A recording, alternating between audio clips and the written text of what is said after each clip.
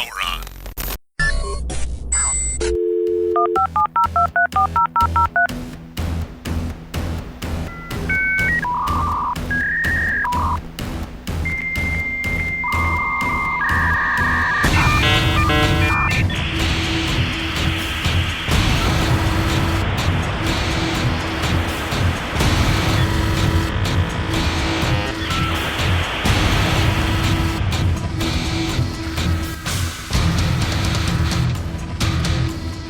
Accessing historical database.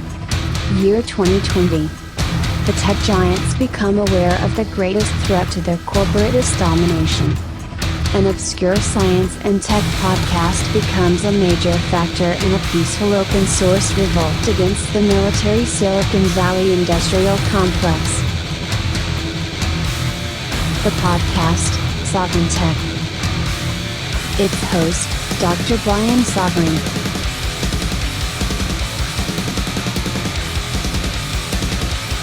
The tech giants tried to stop Sovryn Tech. They can't.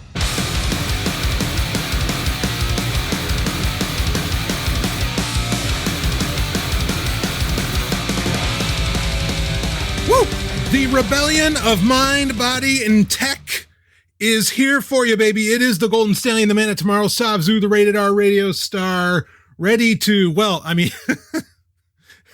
we're on the home stretch here to get into 2021, but it's not without its surprises still. And we've got a few that we're going to end up talking about here, but let me open it up. Well, speaking of a surprise, actually, and we're going to get into a few conversations around the, as we coined it years ago, long before any other tech journalists were talking about it, hashtag Amazon World Domination Tour. Well, as we talked about, this was 3 or 4 episodes ago when we discussed that I got an invite, or should I say Sovryn Tech got an invite, which, I mean, granted, that's kind of me, but, Sovryn Tech got an invite to be available on launch day for when Amazon planned on putting out podcasts through one of their platforms. Now, the invite email that I got was for Audible, which I thought was the more interesting, as well as Amazon Music. I'm kind of surprised. So just a few days ago, in fact, if you follow me on Twitter at Sovryn Tech, Sovryn, of course, if you follow me on Twitter, you'll see where I announced it on launch day. They tried to make a big deal out of it with their own hashtag, the whole thing. And this was just a few days ago. So they have included, or now podcasts are available in Amazon Music. Now, ultimately, like we talked about some episodes ago when I first got this email, I'm impressed by the quick turnaround because this is basically within a month that they made this happen. But also it's pretty clear. And I mean, I understand why it's happening in September, right? Because you've got, I think people are shaking up where they're going to get their podcasts, partly because the whole Joe Rogan deal is supposed to be going down this month, if I remember correctly, but regardless, Amazon Music is really their direct competitor to Spotify. And Spotify is the company that's making serious inroads and moves with exclusive content, particularly with podcasting, right? Again, with the aforementioned Joe Rogan deal, which is, akin to like Howard Stern and Sirius, right? Sirius XM. All of this is to say, I understand why they might have gone with Amazon Music first, right? As far as why are they putting podcasts up there? Maybe they were seeing, okay, what does this look like before we start introducing it into Audible? Which again, I think doing it with Audible, there's no way that Amazon Music has 50 million subscribers. I don't believe it. Unless there is a demographic of people that were really hot about their $50 Fire tablets, right? But then also I debate how much that demo, listens to a lot of podcasts. I'm not sure, but it is, let's be clear here. Amazon is not scraping podcasts. You have to submit to it. They are not just allowing anything onto their platform. In fact, I was kind of surprised at how few, there's a certain group of podcasts that years ago really Sovryn Tech kind of how to put this, cropped out of. Okay. And a lot of those podcasts, which might come from similar, shall we say, or I don't like the word ideology, but ideological persuasions that you might think I'm a part of. I didn't see any of those there. I was really, really surprised by that. And I'm not sure what's behind that. Again, when we talked about this the first time, I didn't know what the criteria was for getting invited. I never reached out to Amazon. Okay. Again, they reached out to me. They sent me an email, and, again, I really have no idea what the criteria is. I really think it would be smart of them to, maybe they're testing out what this looks like, again, for Amazon Music, but the smartest thing they can do is get access to whatever it is, 50 million subscribers, however many it is for Audible. Get on the Audible app. It just makes sense. They're already advertising a lot of their, Audible only content as podcasts anyway. So let's get the influx going. Maybe this is just phase one of that, and eventually it'll be on Audible. Like I said, when it gets on Audible, then we figure out just how interesting that, as far as, because I think for a lot of podcasters, and certainly I don't mind. That's why I have, sponsors and advertisers, because, I like making money off of what I do, even though I do this completely out of passion. But this could offer really, really great opportunities for independent voices that are only on podcasts to, make money from doing the real, perhaps the real journalism that they do, the real entertaining that they do, whatever their podcast takes shape as. I think it'd be wonderful if they could make a few bucks off of it due to being part of Audible in some way. Again, we don't know that that's going to happen. And certainly I am not making any money off of the fact that it's on Amazon Music, which has like somewhat of a quasi free tier, or a tier that comes along with your Amazon Prime subscription. But then there's also like a $8 tier or something along those lines, where it does become much more like your premium Spotify. I'm not making any money off of that whatsoever. But again, with Audible, I think there might be some very interesting opportunities for that, because there have been podcasts for sale on Audible, for a decade now. That's not unheard of for that to be a thing. Anyway, Sovryn Tech is one of the podcasts available on Amazon Music. So if that is something that you rock, in fact, I reviewed Amazon Music, about 2 years ago, I think it was. And my review was very favorable. I thought the UI was brilliant. Screw Alexa, but at the same time, like, its integration into Amazon Music was everything that I really wanted, and kind of did have with Cortana in Windows 10, where you could, say to it, play this song. And the nice thing with, of course, more so with Cortana, was that it could access your local library, right?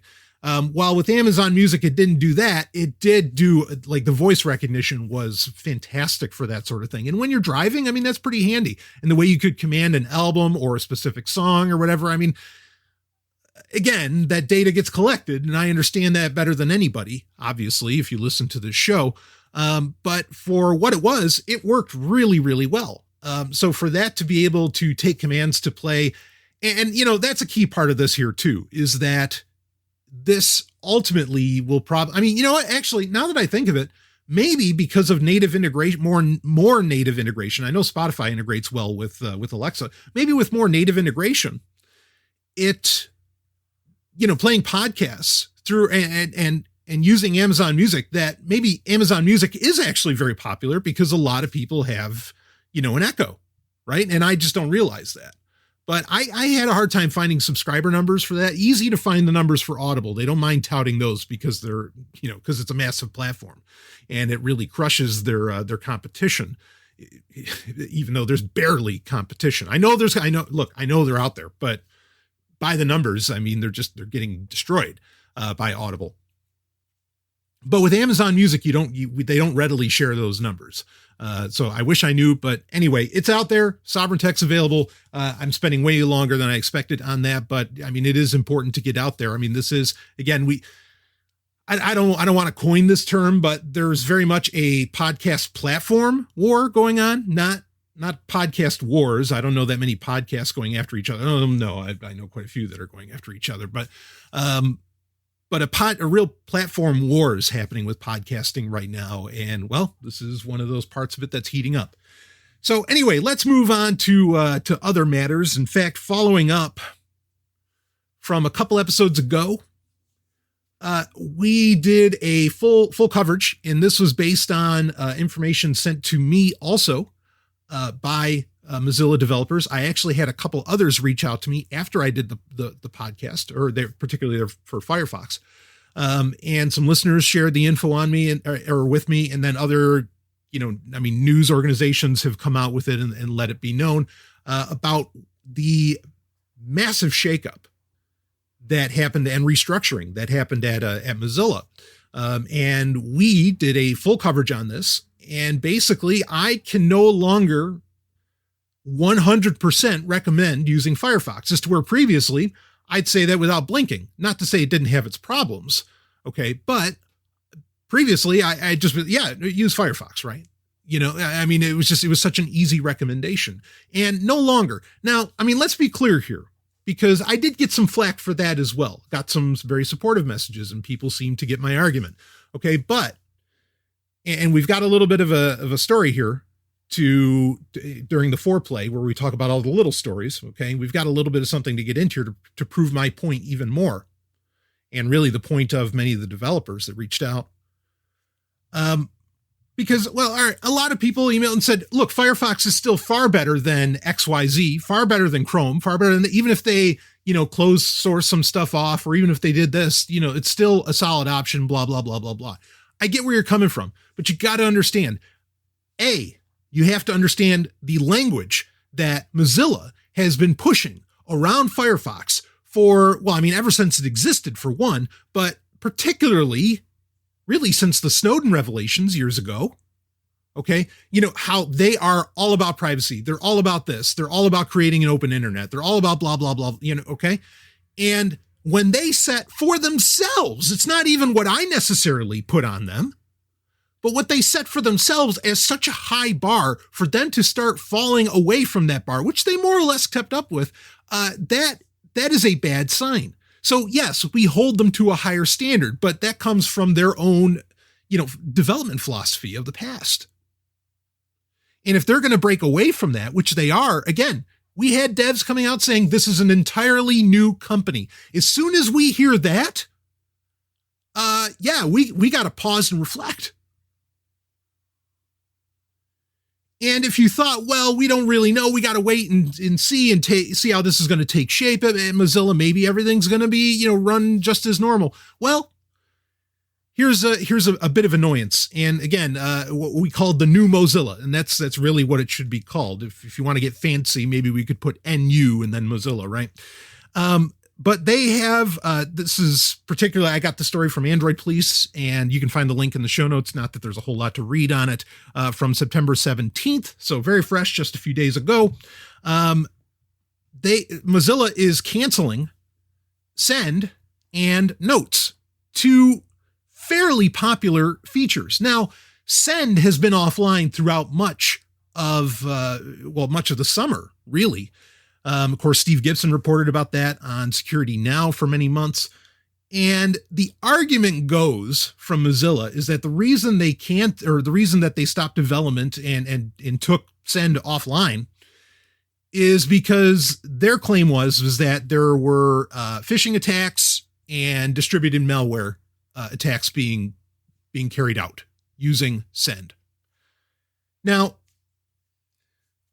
that logic just doesn't.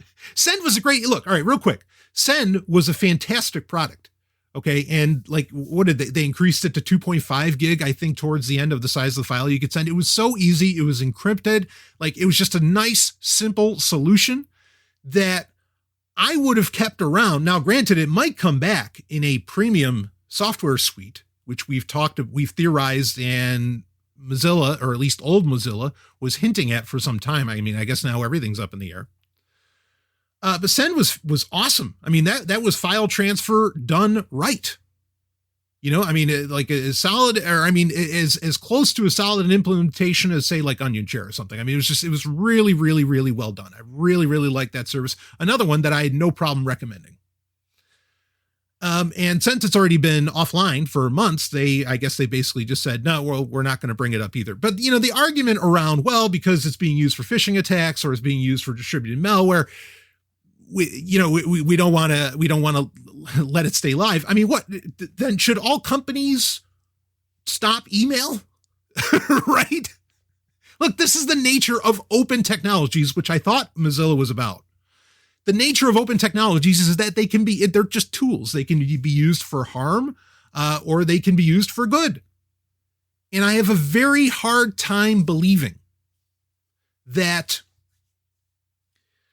the bad uses of this was somehow, somehow outweighed the net negative somehow outweighed the good, somehow outweighed the positive uses. I have a very hard time believing that. I'd more believe that basically what happened is this takes me back to a little bit of OneDrive Gate, and I don't want to spend a ton of time on that. But it kind of takes me back, and it really makes me think about how a part of me wonders when Microsoft was offering unlimited storage space. I feel like a lot of, not that malware was getting sent or phishing attacks were being engaged in or whatever. I think the greater pressure probably came from the entertainment industry. And, they can't stop torrents, right? Because it's peer-to-peer. Well, they can stop whatever has a centralized server. And both OneDrive and, of course, Microsoft Send had those, that allowed for their main operation. So basically, I think that the entertainment industry, put the squeeze on, and I'm just theorizing here. Okay. I don't have any facts on this. If any of those devs or ex-devs from Mozilla wants to get in touch with me, okay, the ways. And, go ahead and, if you have any info on this, maybe we'll talk about it if I can get it verified. And I'm very careful I don't I'll speculate, but I'm not going to, I hate leakers that you can't really independently verify, that you can't get from a bunch of sources or whatever. That I really have a problem with reporting on that sort of thing. So anyway, but you can let me know if this is actually the case. But that's what I feel like, is that the entertainment industry probably put on the squeeze, and they did not want something even easier than torrents available for people to share quote unquote copyrighted content. That's what I believe. Now, the shutting down of Notes, that's weird. And I liked Notes. It was nice. I mean, you had a little app, very lightweight, that you would install on your Android phone. And I think that's the only place that it was available. You install it on your Android phone. And then there was just a little notes field that you could open up on a sidebar on Mozilla, on Firefox. And you could share encrypted notes. It was very handy. For a while, I actually used that for the show notes for this very show, for Sovryn Tech. For a long time, I did that. And it worked really, really well to have that kind of, it was really solid. Why this got shut down, I cannot imagine. Unless it is going to be a future feature, take it away now, and then come in a few months when they decide to offer a Firefox premium subscription service, then they re-include it. Might end up being true for Send as well. I could imagine that happening. I could see that sort of thing happening, because otherwise, it's just text. It's literally just text that's getting shared, encrypted. Yes. And it doesn't make any sense. You can't really make a buck off of it, at least not at its present state. It's not something that could get released for iOS. And so maybe investors, Mozilla doesn't have investors. Maybe the people involved in Mozilla said, well, we can't make a buck off of this thing because it's not on iOS. And if it's not on iOS, you don't make any money, all of which is completely untrue. There are developers that make fine money on Android. The idea that, anyway, we've talked about the whole Apple nonsense and, the Apple tax, as it were, in the App Store in recent episodes. So we don't have to go down that road again. But this just goes to show, here's your new, whatever the reason being. Okay. They're not being transparent as to what's going on here. I think that much is for sure. So welcome to the new Mozilla, canceling services that people loved and used, encrypted services, which would be all about privacy, right? And, and so on. And now they're gone. What's next? Anyway, as far as what's next on Sovryn Tech, let's get into the next subject here. Actually, speaking of web browsers, let me talk about this for a second here. I was impressed by, so for my work outside of Sovryn Tech, I actually use, on my main laptop, I use a separate web browser. And the web browser I like to use is a portable implementation, meaning that I have it on an SD card, okay, and I pop it into a Windows machine, and I can use that with portable apps, portableapps.com. I don't mind, they're not a sponsor, but I don't mind talking about them. I've been using them for over a decade now. That way I can, whatever computer that I happen to be on, or I can bring it with me. And and I've done this where I've had to use, and granted, you be fucking careful when you do this sort of thing, but there's part of the advantages here. I'll talk about it.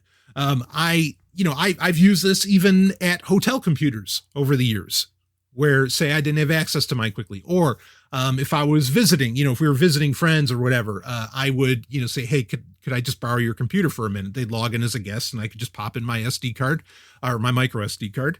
And away I go. I have all of my, work stuff right on that nice 256 gig micro SD card. And with portable apps, there are some web browsers you can run. Granted, that number has been decreasing on what you can, but the one that I use is actually Opera GX. Now, not just Opera, that's available on there as well, but I use Opera GX. Now, the reason that I use that, all right, first off, I have been, again, very complimentary towards Opera over the years, especially if you're getting away from Mozilla, because now Mozilla is basically becoming like every other company. At that stage, why not Opera, right? If you're using Windows 10, like I've said, using Edge now, because, that creates less accounts and so on, is certainly an interesting option. But anyway, Opera is out there. And of course, we talked about Vivaldi, and others. Again, the browser wars have really changed now that we have the new Mozilla. And I would argue mostly not for the better. Anyway, so the reason that I use Opera GX is not because it's Opera. It's handy that Opera, you can install, there's an extension you can install that allows you to run, add-ons, extensions from the Chrome Web Store. That's very handy. Opera has a lot of native extensions anyway, like LastPass, whole slew of them, uBlock Origin, even, just a bunch of different ones. Opera also has a built-in VPN and a built-in ad blocker. Their ad blocker isn't exactly the best. Their VPN is sending all of that information to China. Keep that in mind, but those are certainly interesting features. Anyway, the reason I use Opera GX over standard Opera. Now, Opera GX is a gaming web browser. We talked about it when it first came out a couple of years ago.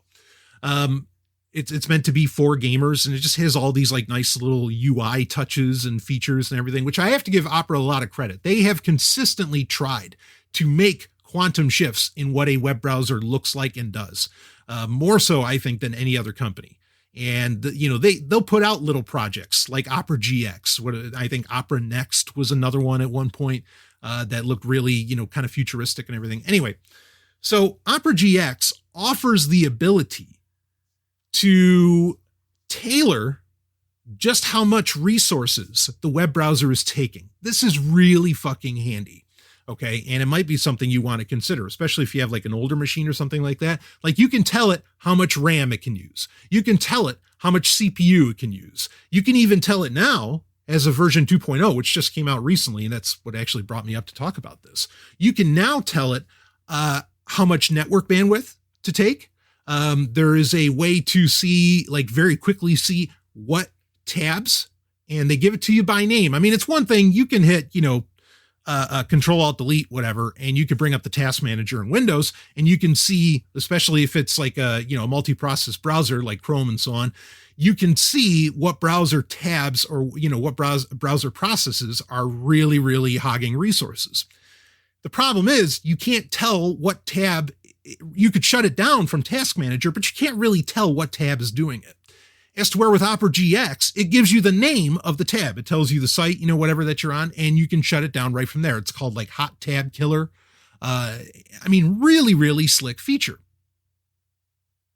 So that's why I use that, because particularly when you're already running it off of an SD card, you want it to take it a little easy on the resources. But then also when it's something that's more or less just running in the background and you have your main processes going on in the rest of the machine in another web browser, personal stuff or stuff related to Sovryn Tech and so on, you don't want it hogging all your resources. Okay. So it's very, very handy to have that. But when they updated, I think they call it level 2, not version 2.0, but Opera GX level 2. Of course, it's supposed to be a gaming browser, so it makes sense that they would name it that. I was just totally, they were such simple concepts, but frankly, they kind of blew me away. Like, it was amazing how well they worked in execution. So for a while, Opera, not just Opera GX, but Opera has had the ability to, on the left-hand side, taking advantage of, much like Firefox can, and we know that Microsoft Edge is going to, where they're going to have vertical tabs instead of the ones running across the top, which I'm a big fan of as well. They have a bunch of stuff on the left-hand side of the browser, including you can integrate with WhatsApp Web. You can integrate with Telegram. Which I have used actually to, communicate with the Sovryn Tech Telegram group. You want to join that? Link is in the show notes. All over the place. Can't miss it. Okay. And it's always great conversations happening there. Some of the stories from this episode are actually coming from that. Now, you can also, what are some of the other ones that you can have over there? I mean, if you're into any of Facebook's products, like Instagram is there, you can have Facebook Messenger there. And it's just like a quick little window that you can get the notification for one on the left-hand side, but you don't have to have it like actually as a full tab open. And then you can just click on it and it just comes out of the sidebar, and shows you whatever your messages and everything. And they just added Twitter. And that is a really slick little feature as well. Having Twitter there, always at the ready and letting you know when there's a new notification and everything, and just kind of always open. Yes, that's taking up some resources, but there's more. Let's keep going. And there's other, like Twitch is available. I mean, there's all kinds. Now they also allow for, on the left-hand side, and this, when you update to level 2 for Opera GX, it gives you the option to turn these on. And that is, you can play this ambient music that shifts with your browser activity. And it's just this nice low-key ambient music. I fucking love it. And it actually works really well. Now, I mean, especially when I'm doing work, particularly like say in PR and some other things, a lot of times I have to do a lot of creative thinking, a lot of writing. The other nice thing is that, and this is funny what it made me feel like doing. Okay. And it took me forever to figure out what this was. I could never understand. Sometimes when I was working on one of my laptops, I would hear a typewriter as I was typing. I'm like, what fucking software is doing that? And it could only be what I was working on. But I was like, what was producing the sound? Why was the sound coming? And that is a feature of Opera GX it sounds good. It sounds like a typewriter. It's really, really nice. And now with the ambient music and the soft tapping of the typewriter sound, I basically always want to write an Opera GX now because it's such a great focusing. I mean, again, that ambient music and then the sound of the typewriter really does, keep you focused on the task and keeps you going. I love it. I want to write an Opera GX all the time. And I'm sure that there are word processors, more traditional word processors that allow for that sort of thing, or it's just as easy enough to, open up an ambient sound file on VLC, or whatever. But I really, really thought that was a nice touch, for Opera GX to put in. I mean, amongst a slew of already great touches, like how it blocks a lot of cryptocurrency miners. Okay, not that I'm anti-cryptocurrency. No, we love Bitcoin on the show. You understand? We've been talking about it forever. But that's nice to. I mean, because also while they're blocking, right? While Opera natively, or at least you have the feature to block, crypto miners. Okay, when you visit websites or whatever, they also bake in, kind of like Brave, but I mean, they bake in a crypto wallet into both the mobile as well as, the desktop version of Opera. So, they are clearly supportive of this tech as well. Okay. Now, the other nice features, I mean, it does have where it can force dark mode on pages where instead of like the gleaming white. You get black on everything, and that looks good in Google Docs and whatever else you're happen to use. There's sometimes where it doesn't work very well, but I mean, it's a nice little feature to have for sure. And also, it is pretty handy, particularly when you're running it in a portable implementation, to be able to turn on the VPN right in the browser, especially if you're using it on someone else's computer, someone else's network, and so on. It's not bad. I mean, so I'm really impressed. If you're out there looking for that next browser experience, I understand why a lot of people are running to Brave. And people were a little disappointed that I did not bring that up when we were recently having a web browser conversation. I mean, go for it if you want it. Okay. I don't think the BAT, the basic attention token, is the future, but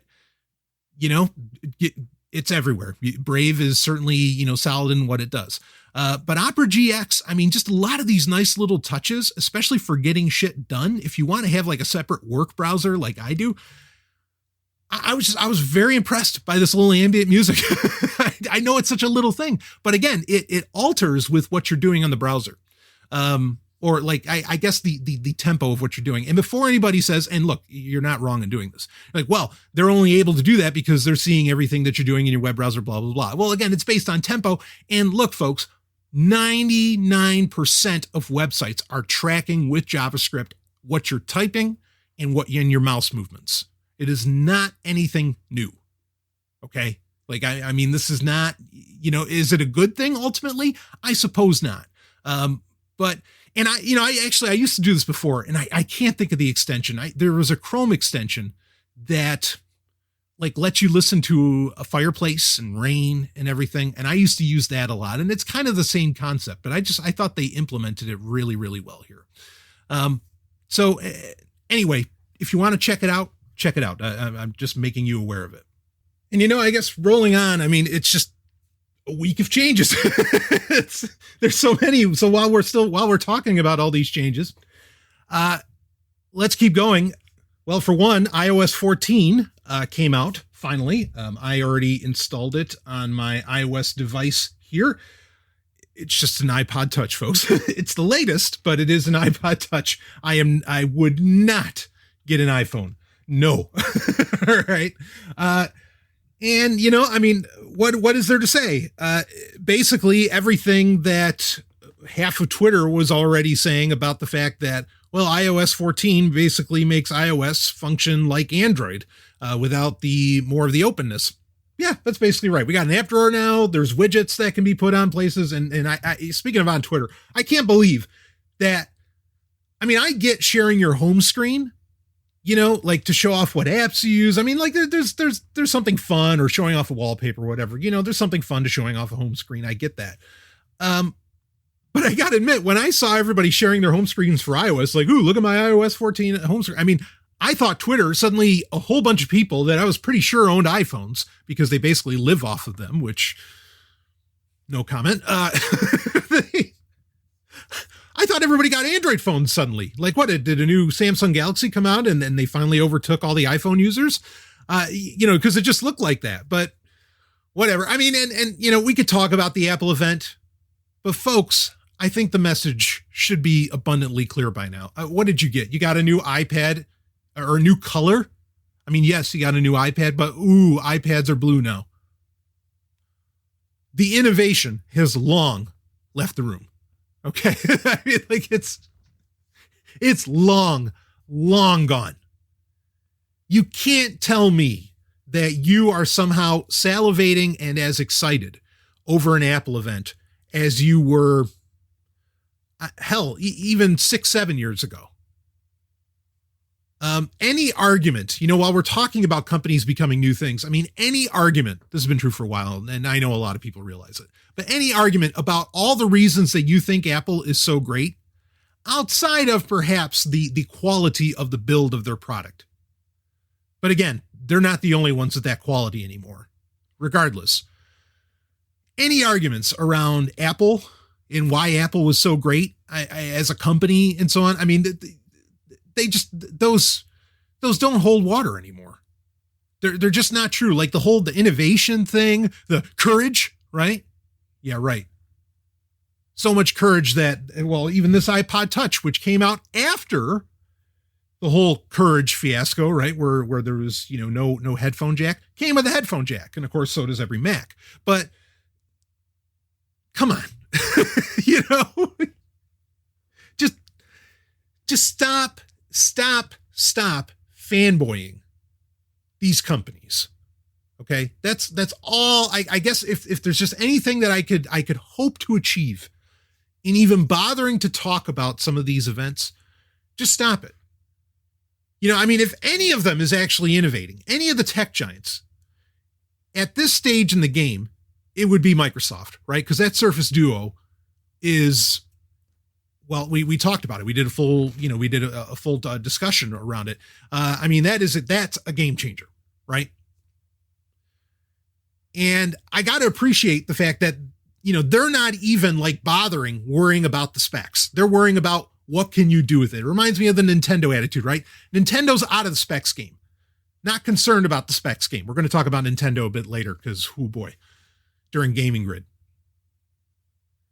They're worrying, okay, can you have fun? Microsoft, can you get stuff done? It's not about the specs.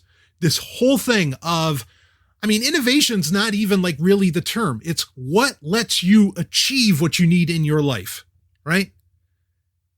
This holding up of innovation as somehow being an inherent good, or that somehow, higher clock speeds and whatever else is some kind of inherent good, that's got to fall away, folks.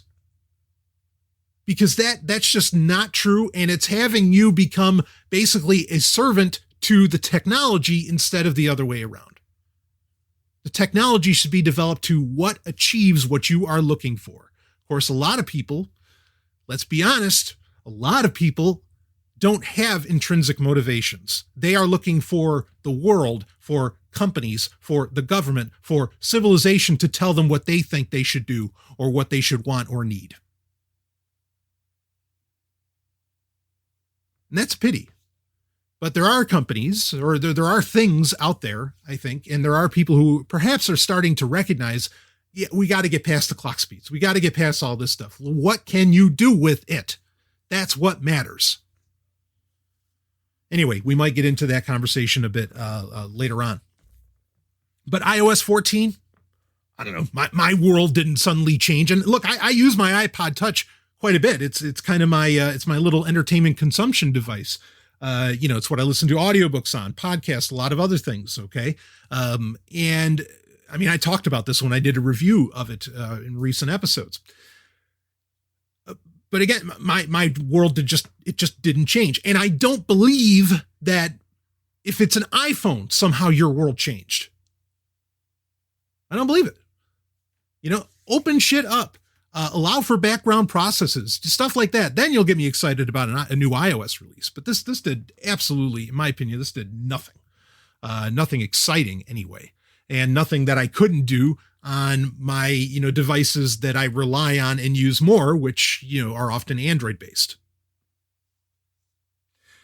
So behind the times, Apple, way to go. Let's move on. Actually, quickly. Yeah. Again, we're sticking with the changes. Okay. Changes perhaps not expected.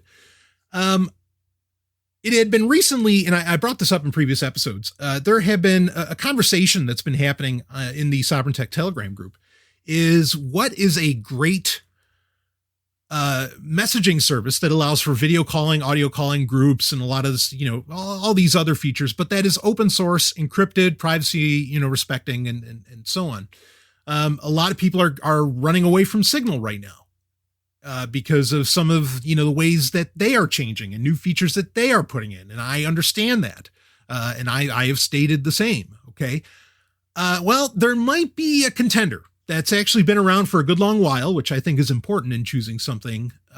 There might be a contender coming down, and that is Threema, which I've talked about in the past and have been positive towards, other than the fact it's not open source. Now, it had been by an independent auditor. The code had been verified, okay, and audited,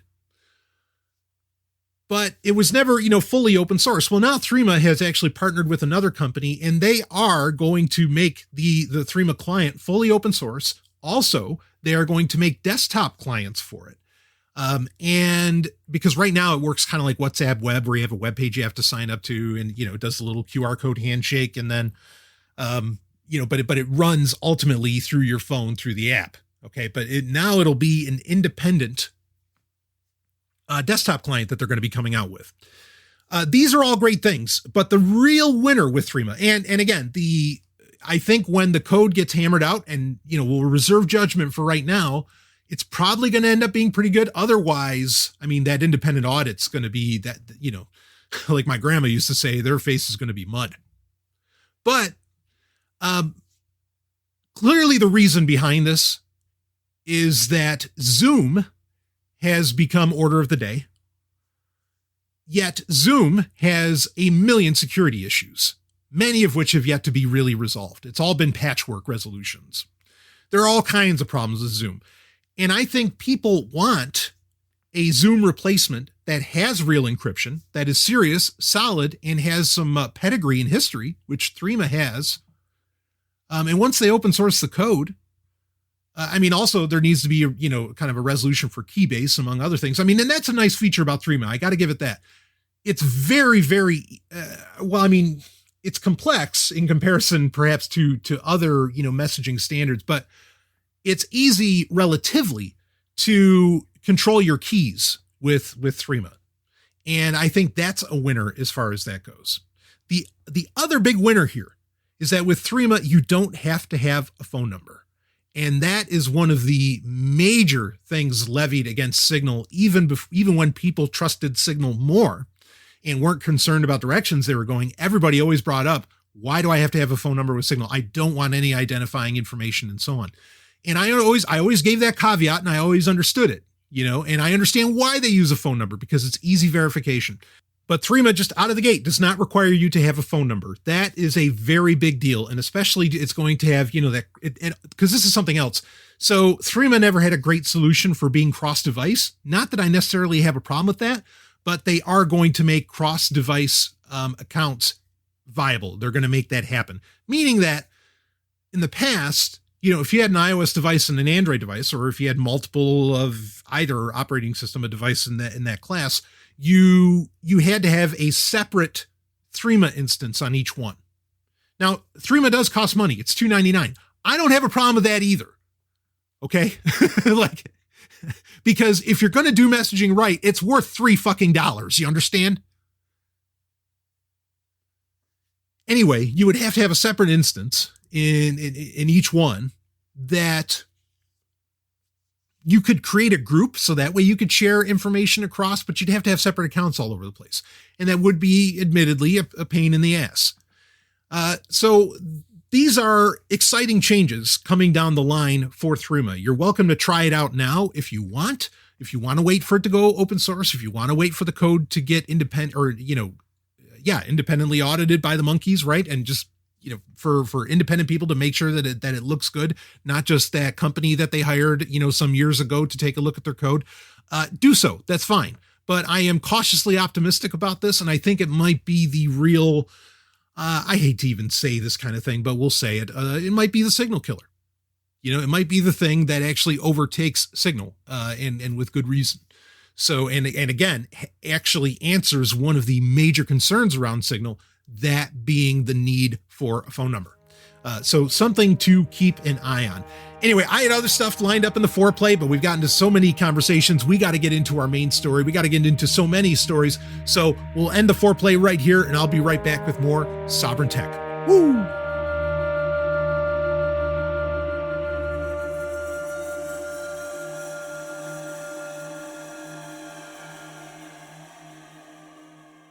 Hey, is Sovryn Tech not enough for you? Well, let me tell you about something you'll never get enough of. No, I mean it. We're talking about a radio show and podcast that goes all night long, 7 nights a week, 3 hours a night, 365 days a year, and has been going since the early aughts, baby. I am talking about none other than Free Talk Live. It's the show you control. That's right. It's an open phones call-in show that is ready for you. And if you're worried that your voice isn't going to get heard, don't be. We are talking about the only libertarian radio show stateside. And not only that, it's also the number 26 talk show in the United States. Start listening now and go ahead and hit that massive back catalog at freetalklive.com. The Golden Stallion guarantees a good time, and you might even find some episodes with me on them when you do. That's freetalklive.com, and we thank them for sponsoring Sovryn Tech. Let's get back to the show.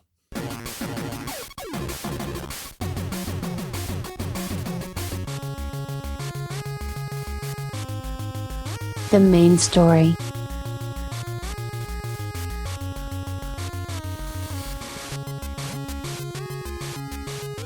It is time for the main story, and this main story comes out of a funny scenario. So this got shared in the Sovryn Tech Telegram group by my man Rob, and who's also my co-host on TIE Fighter Renegades. Boy, I hope you listened to the latest episode. That was a lot of fun, even though it might have came off as like depressing, like everything sucks.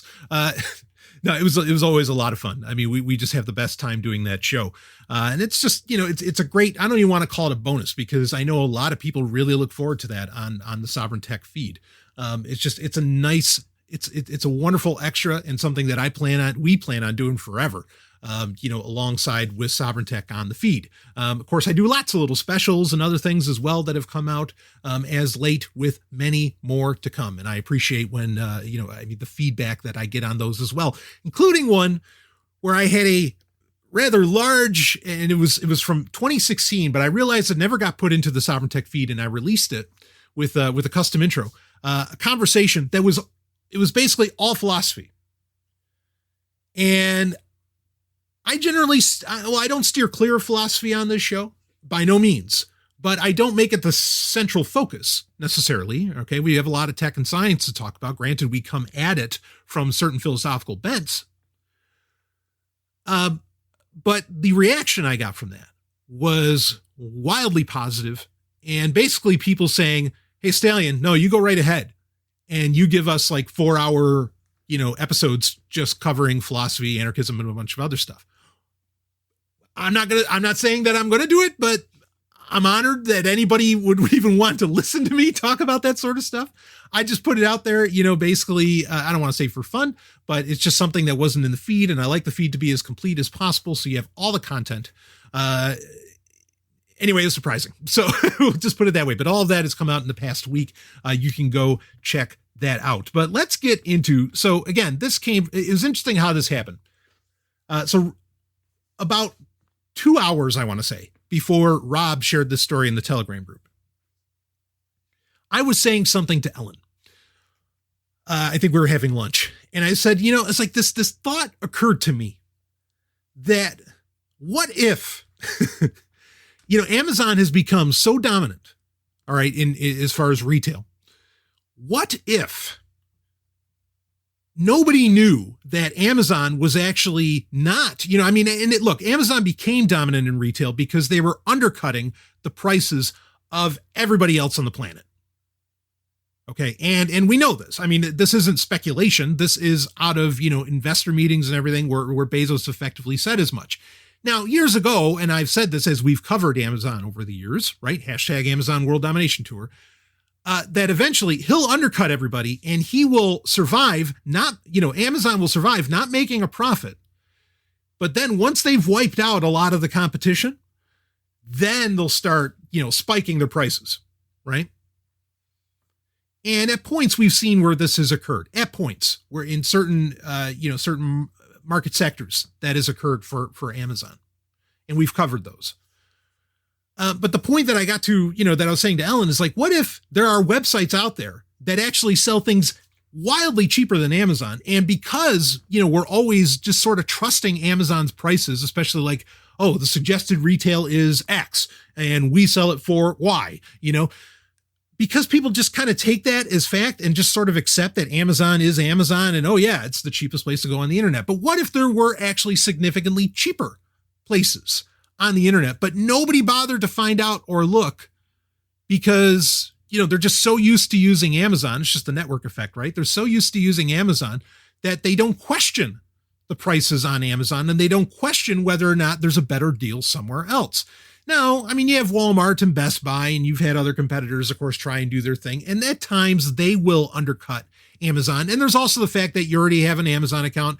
It's easy to, I mean, there's a lot of factors of ease that Amazon provides why people will go there anyway, even if you know Best Buy and Walmart have a better deal. But again, the idea that Amazon might not be giving you, I mean, because it's one thing where, okay, Walmart you might save $5, right? Or on Best Buy, you might save $5 in comparison to Amazon. But what if there are places that are $20 cheaper, $30 cheaper, or something like that? Most people would never know because they don't even bother to try and look. I think one example you could actually look at would be something like Newegg, right? Which has tried and is kind of still trying to be an Amazon competitor, with varying degrees of success. Okay. And in fact, I love Newegg. I'm not knocking you, just, let's talk by the numbers. Percentage wise, it's not a success. It's not a success in comparison to Amazon. Newegg itself rolls along and, I have no problem recommending using it. But this is an interesting point that I think people would do well to pay attention to. I mean, also now I think a lot of brick and mortar stores can really flip the script, as it were, and offer prices far better than what Amazon really offers. Now, the reason Amazon ultimately, and this will speak to the story we're about to get into, the reason Amazon can get away with so much and people will still buy from them ultimately comes down to the return policy. That it is more or less, it's not entirely, and I know there are horror stories out there, but more or less, Amazon has a no questions asked return policy. Okay. In fact, sometimes they will credit you the money back the instant that, UPS or whoever scans that the return's on its way. It doesn't even have to get to Amazon to get verified yet. That's really why Amazon has been able to do what it does. And you got to understand that Amazon was not a profitable company for the bulk of its history. It is only in the most recent of years that it has finally reported profitable quarters. But that's because the investors and all the bond sales there too and everything else believed in what Bezos was saying, is that we undercut the competition long enough and then basically people will just by default shop with us. And, then we can start hiking up the prices. Now you could say, well, Amazon's not doing that, blah, blah, blah. Aha. This is a story from Ars Technica by Kate Cox. This is from 9/11/2020. Price gouging and defective products rampant on Amazon, reports find. Now, before you say anything, because I know what you're thinking. You're thinking, well, yeah, that's because there's the Amazon marketplace and there's third-party sellers and Amazon can't really control them very well. And they're probably price gouging. In fact, price gouging is an okay thing, blah, blah, blah, blah, blah. Without getting into the economic conversation around price gouging, there's a bigger picture here to consider, okay? But you got to understand, as this article is going to lay out, it's not just these third-party sellers that were engaging in price gouging. Again, there's a big conversation to have here, and I want to have it. Let's start reading the story. New reports released this week serve as a cautionary tale for consumers who shop at Amazon, by far the largest online retailer in the U.S. While complaints about Amazon's third-party vendor marketplace are by now commonplace, the new reports find that not only did Amazon itself price gouge customers during the height of the pandemic, but also that many of its white label Amazon branded products are just as likely to be dangerously defective as third-party goods. Product shortages, both for pandemic related supplies such as masks and sanitizer, and also for basic household goods such as toilet paper. Okay. There was no shortage of toilet paper, but whatever. We'll keep going with the narrative here. We can call bullshit on all sides. That's what Sovryn Tech does. Anyway, let's keep rolling. Hit nationwide in February, March, and April as the country shut down and everyone who could hold up at home. As tends to happen when demand skyrockets but supply doesn't, prices on a wide range of items went up, and then up some more. By March, regulators were desperately trying to stem the tide of price gouging flooding online retailers, especially Amazon's sprawling third-party marketplace. Amazon at the time said in a corporate blog post that it was, quote, working hard to protect customers from bad actors, end quote, in its marketplace. Quote, we have suspended more than 3,900 selling accounts in our U.S. store alone for violating our fair pricing policies. Amazon wrote on March 23rd, quote, and we've been partnering directly with law enforcement agencies to combat price gougers and hold them accountable, end quote. Okay, so what you have to understand here, first off, regardless if you think price gouging is really just, an economic factor of price discovery, it's benign to some people. Whatever, or if you think that it's, the grand evil of capitalism, whatever your perspective is around price gouging, that is ultimately, while that has effect, that is ultimately not the concern here, okay, that I want to bring up to you. So Amazon has fair pricing policies. These are not policies that they just happened to enact in March of 2020. These are policies that have been a part of the company almost since its inception. At the very least, since they went beyond just selling books. And part of the attraction, well, while like I said, I think the main driving factor for sales on Amazon is the no questions asked, largely, return policy. Another aspect is that it doesn't fall prey to regional economic factors. And so, you can get things still cheap when your local store down the street, might be, racking up the prices, right?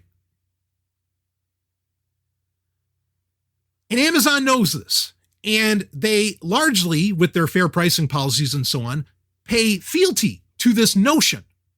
Again, that you are going to get the best price on Amazon, and Amazon is not going to fuck you. Got it? Let's read on.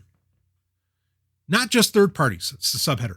A new report from consumer watchdog group Public Citizen, however, finds that price gouging for some critical goods was just as prevalent in Amazon's own first-party sales as it was in its vendor marketplace. Between May and August, for example, Public Citizen found that ordinary antibacterial hand soap, which usually sells for around $1.50, was going for $7, a 470% price increase. Public Citizen's report included 2 instances of markups of 1,000% or more. Disposable face masks, which were selling for $40 instead of $4, and cornstarch, which sold for $9 instead of 90 cents. Quote, it is troubling that so much effort was put into blaming third-party sellers, but so little effort was made to stop the price increases, including on the products sold by Amazon directly, end quote. The report concludes, quote, Amazon is not merely a victim in the price gouging on its marketplace, it is a perpetrator, end quote. The report confirms previous findings from consumer advocacy group USPIRG looking into coronavirus-related price gouging on Amazon, including on first-party listings. A follow-up report from USPIRG published this week found that, quote, erratic pricing, end quote, for staple items such as paper towels, facial tissues, flour, and bleach still persists on Amazon today. Quote, we attempt to identify excessively high prices through manual and automated processes designed to detect prices that are significantly above historical pricing for the same product, taking into account reasonable cost increases experienced by sellers, end quote. Amazon spokesperson Nicole Jefferson told USPIRG about the price spikes. It is extremely unlikely that anyone at Amazon took the time to manually go through its listings to elevate specific prices by a certain amount. The company infamously relies on dynamic algorithmic prices that changes constantly in response to a whole slew of conditions. An April report by The Markup found that coronavirus-related conditions were causing some particularly noticeable price volatility that Amazon did not seem to cap. So here's the interesting thing. And this is true for a lot of platforms. I mean, we've talked about this with Facebook, among others, is that sometimes these, and this is basically a commerce platform, Amazon in and of itself, right? Some of these things become, and when it all gets operated automatically, via algorithm, they become a beast that cannot be tamed. Meaning that the prices of Amazon's own products are based around a bunch of factors, and I mean, they are not paid attention to by, say, Amazon brass itself.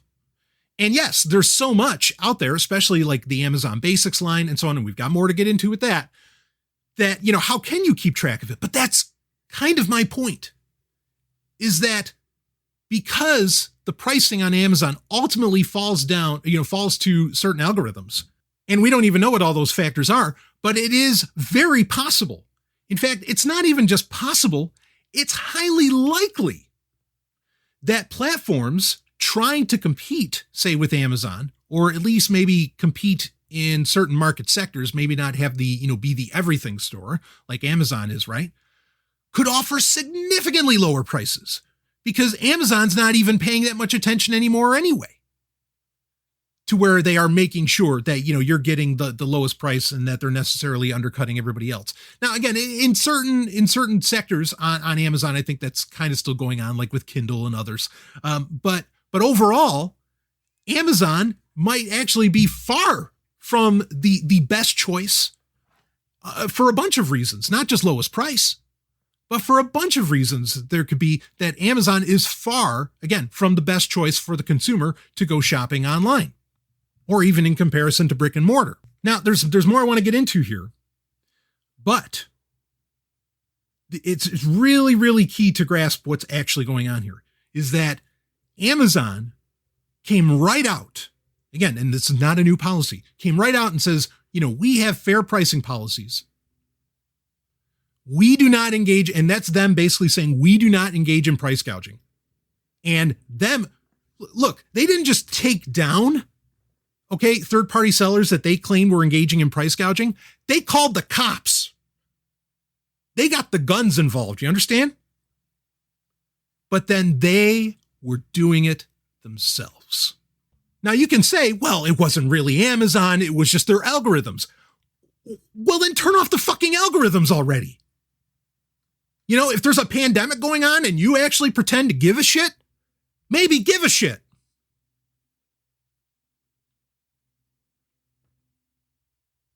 They lied. Straight up.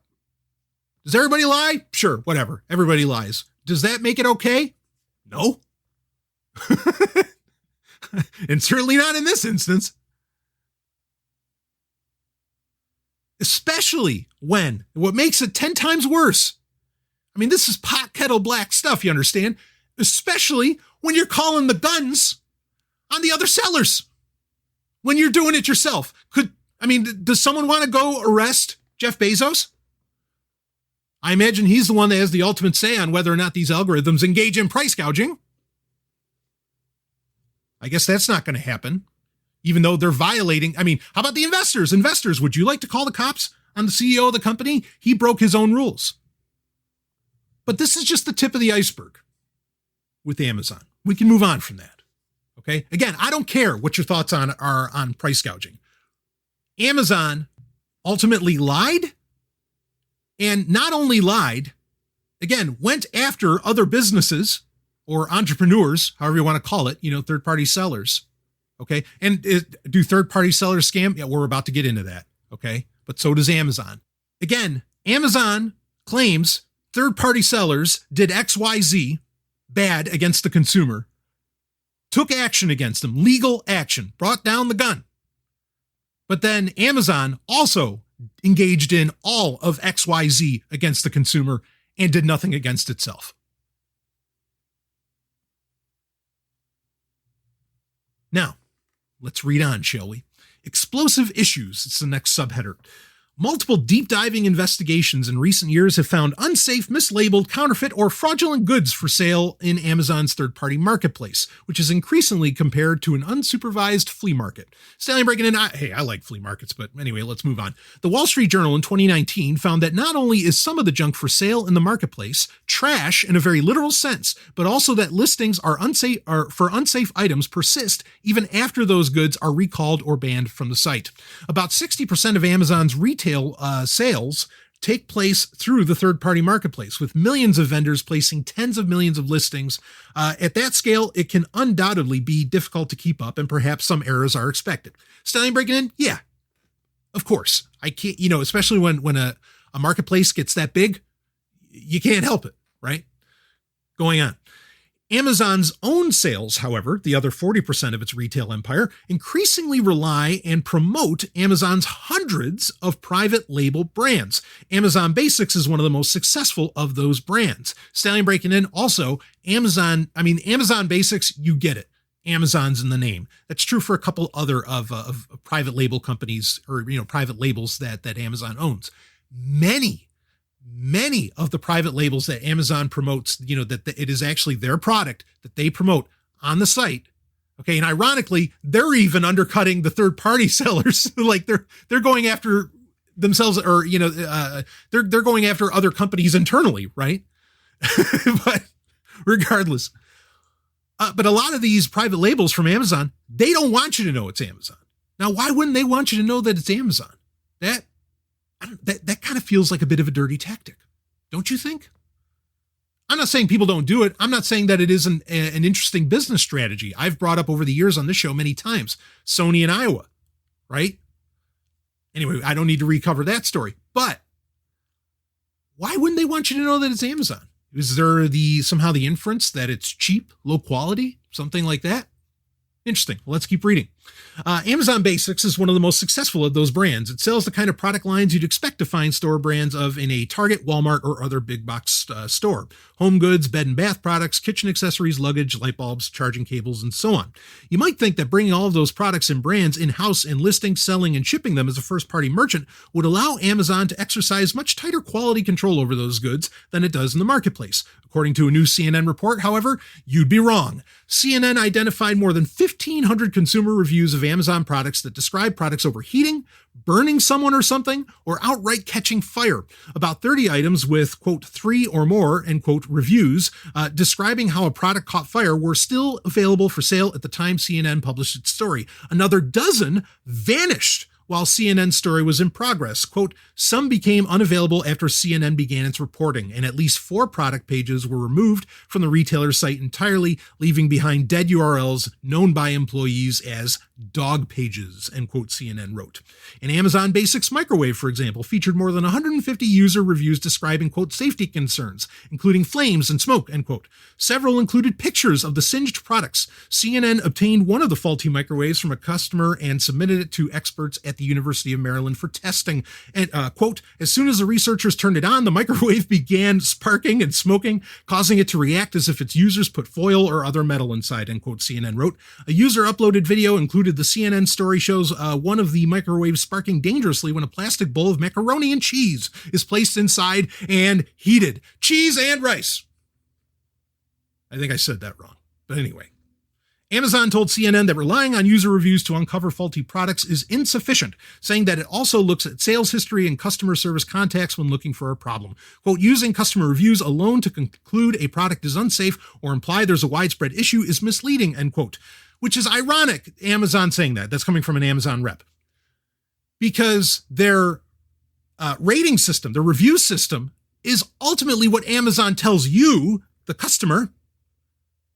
It's ultimately what tells you whether or not, you should feel okay buying something and whether or not something is a scam, even though people scam that all the time, right? Like they'll relist a different item under something that got reviewed, 1,000 times and they were all positive, but that third party seller stopped selling the item and basically they just wanted to get a quick, make it look like they were putting out a good product, even though really it's just a relisting of an old one with something new in place.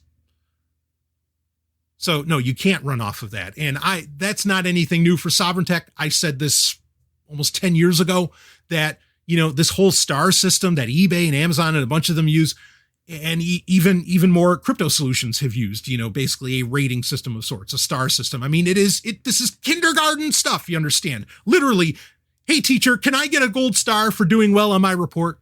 And this is, this doesn't even get into the issue of, fake reviews and whatever, and bought reviews and whatever else, even though, there've been actions to take against that. But basically, the 5 gold stars should mean about as much as it meant, on a kindergartner's little paper or little bit of artistry, as cute as it is and is wonderful to see children being creative, right? But that's about how much it should mean.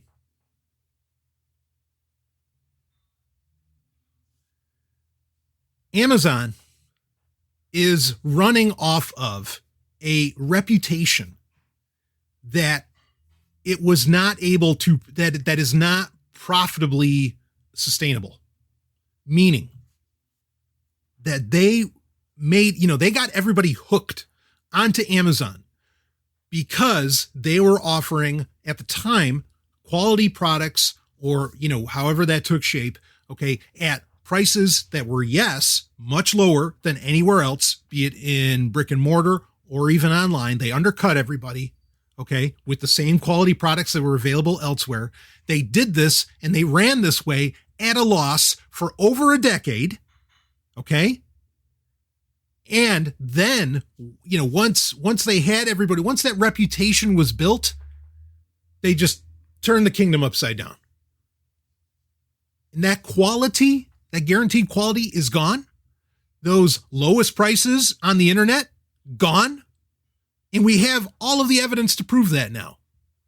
Okay. And the advantage of, this doesn't fall prey to, regional price hikes and other things, no longer true.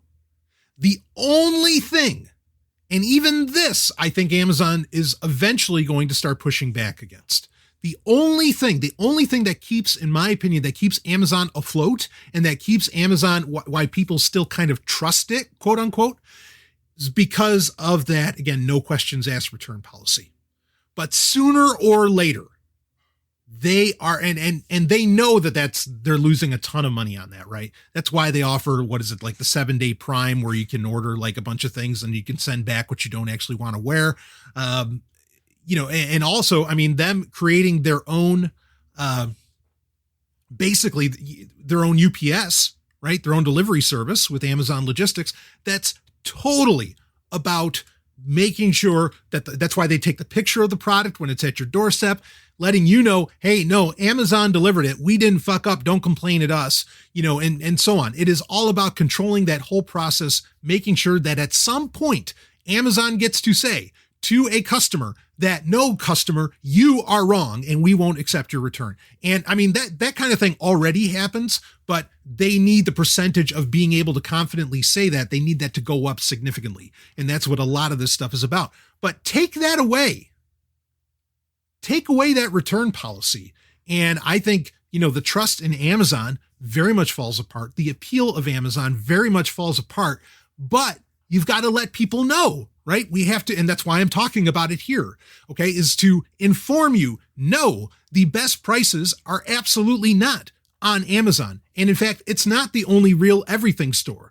It is not only that, but Amazon is, and I've been favorable because I've bought Amazon basic stuff, basically to test it out. It's like, because it is unbelievable. Sometimes those prices are so low and it's like, maybe a really quality, charging cord or something like that.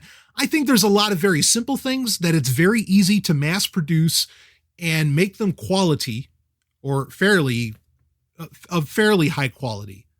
Like charging cables and HDMI cables and, maybe some other things. I think you can kind of get away with that because you buy them in such a bulk that it can still be profitable for Amazon to do. And because Amazon, has the coffers of cash to be able to buy in that amount of that kind of bulk.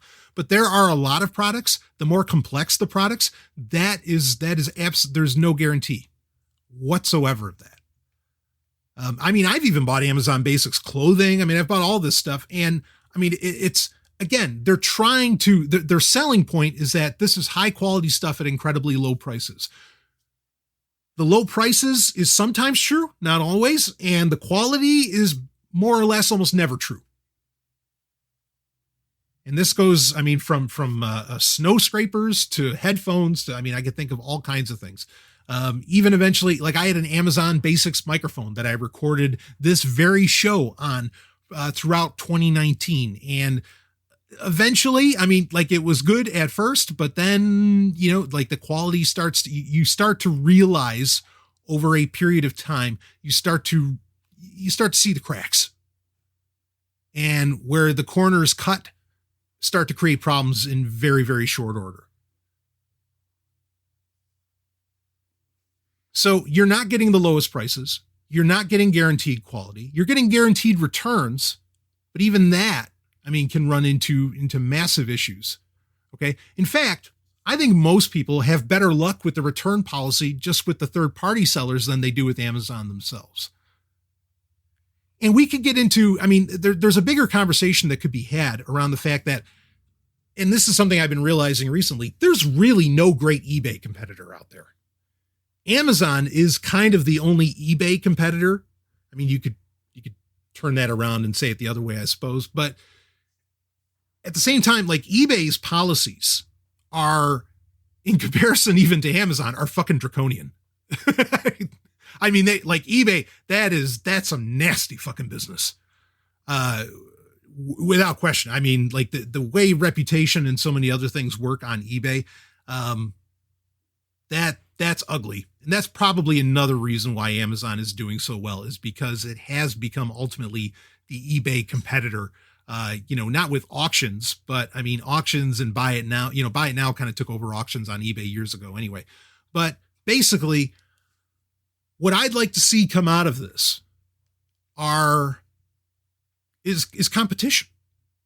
Marketplaces, cropping up, because now's your time. You have data to suggest. And I'd be brutal if I was a competing, if I was Newegg, and I'm not Newegg, and I'm not speaking for Newegg. Okay. I don't represent Newegg in any way, but if I were like Newegg, I would be plastering it on my front page. I would be buying press time. Okay. Saying CNN said this about Amazon. I mean, I would try and smear that name so fucking hard, because it's not just like, oh, we want to be more successful than Amazon. You don't even have to come in from that attitude. I mean, it's fine if you do, if that's what you want to be, but I don't necessarily like getting into those kind of like muckraking, was that muckraking or mudraking, whatever. Anyway, I don't like getting into those kind of muckraking, market practices. All right. Let your competition stand on its own terms. You don't have to compare yourselves to others. But now it's to the point where you have a company out there that is like the biggest thing out there, and it's straight up lying to consumers. And if I were a business, I would have no problem in highlighting the fact that, there is a massive company out there that you think you should trust, that they're not, and that I would use my dollars and cents to let the world know, just like I'm letting you know right now. We're talking about a lot of this episode. It's talking about changes happening. It is absolutely the time for a competitor to come up against Amazon. Unseat that fucker. Okay, because again, other than that return policy, it has no appreciable advantage to the consumer any longer. And it's time for it to go. And also, just side note, we need that competitor for eBay, even if it is more in an auction style. I mean, we need a real fucking competitor. I am amazed that no one's, stepping up to the plate, and that actually bothers me because that feels very corporatist. But regardless, it is time. Let's make it happen. I'll be right back with more Sovryn Tech.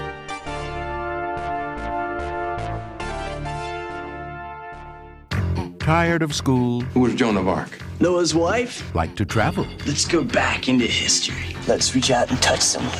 Want to meet people in the past? Put them in the Iron Maiden. Iron Maiden?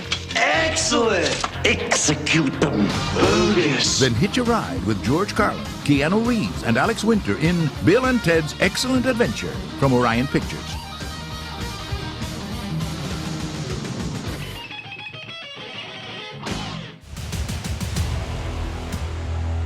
Issues of privacy, security, and social engineering.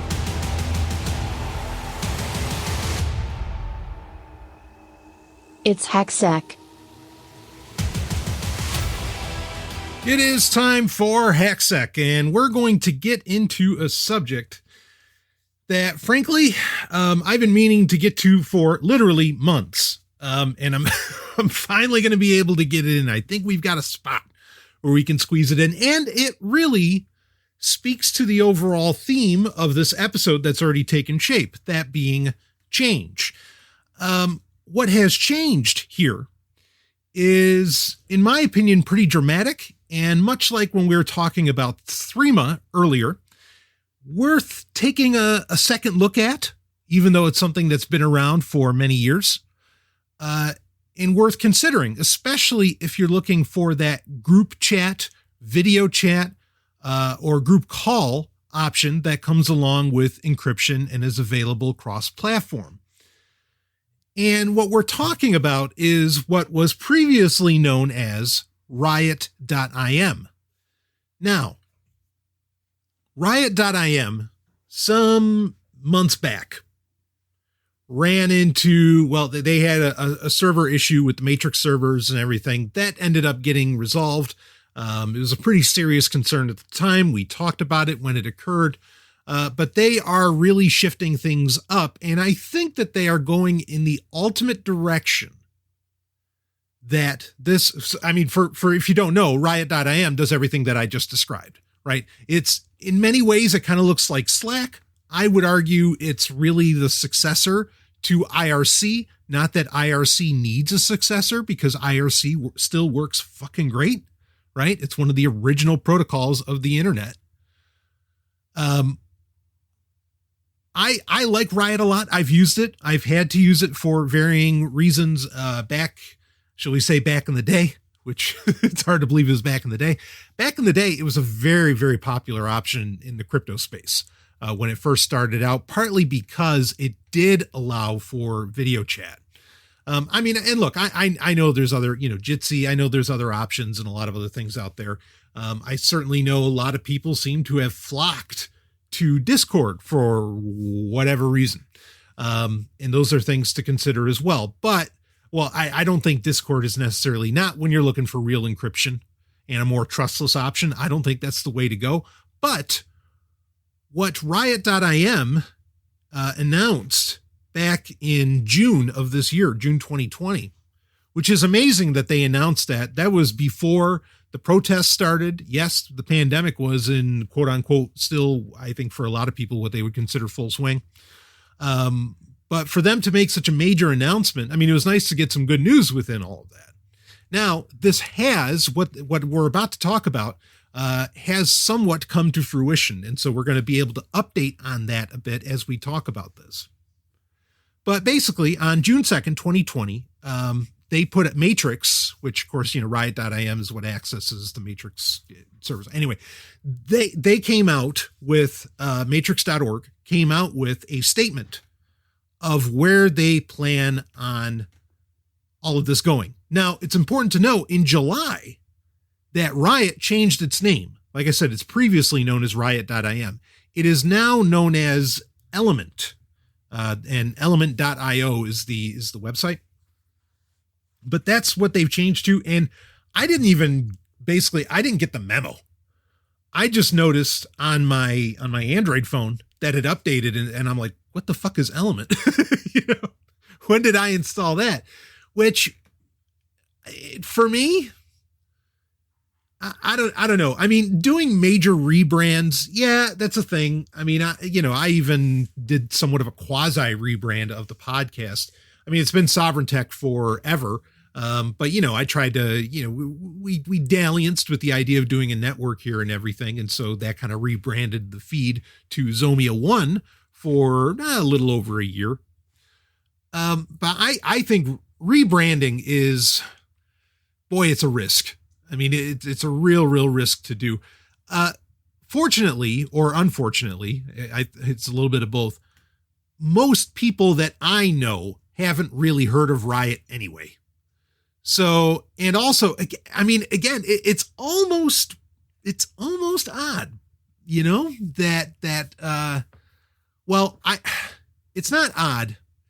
The peer-to-peer, the fact that they were making this, and that's what we're going to talk about, is that Matrix/Element is switching over to a peer-to-peer infrastructure, which is the right move. I want to talk about it. I want to read a little bit about it.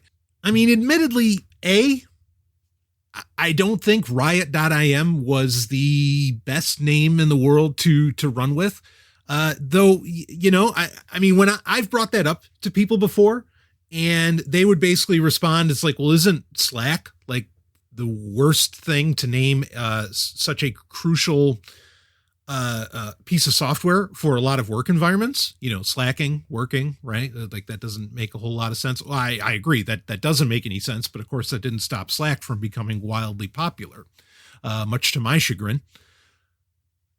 So I never really agreed with the name Riot.im anyway, so I guess it's the right move to do. I don't think it's that surprising that come July of this year that Riot was like, well, considering everything happening in the press, maybe we should dump the name Riot.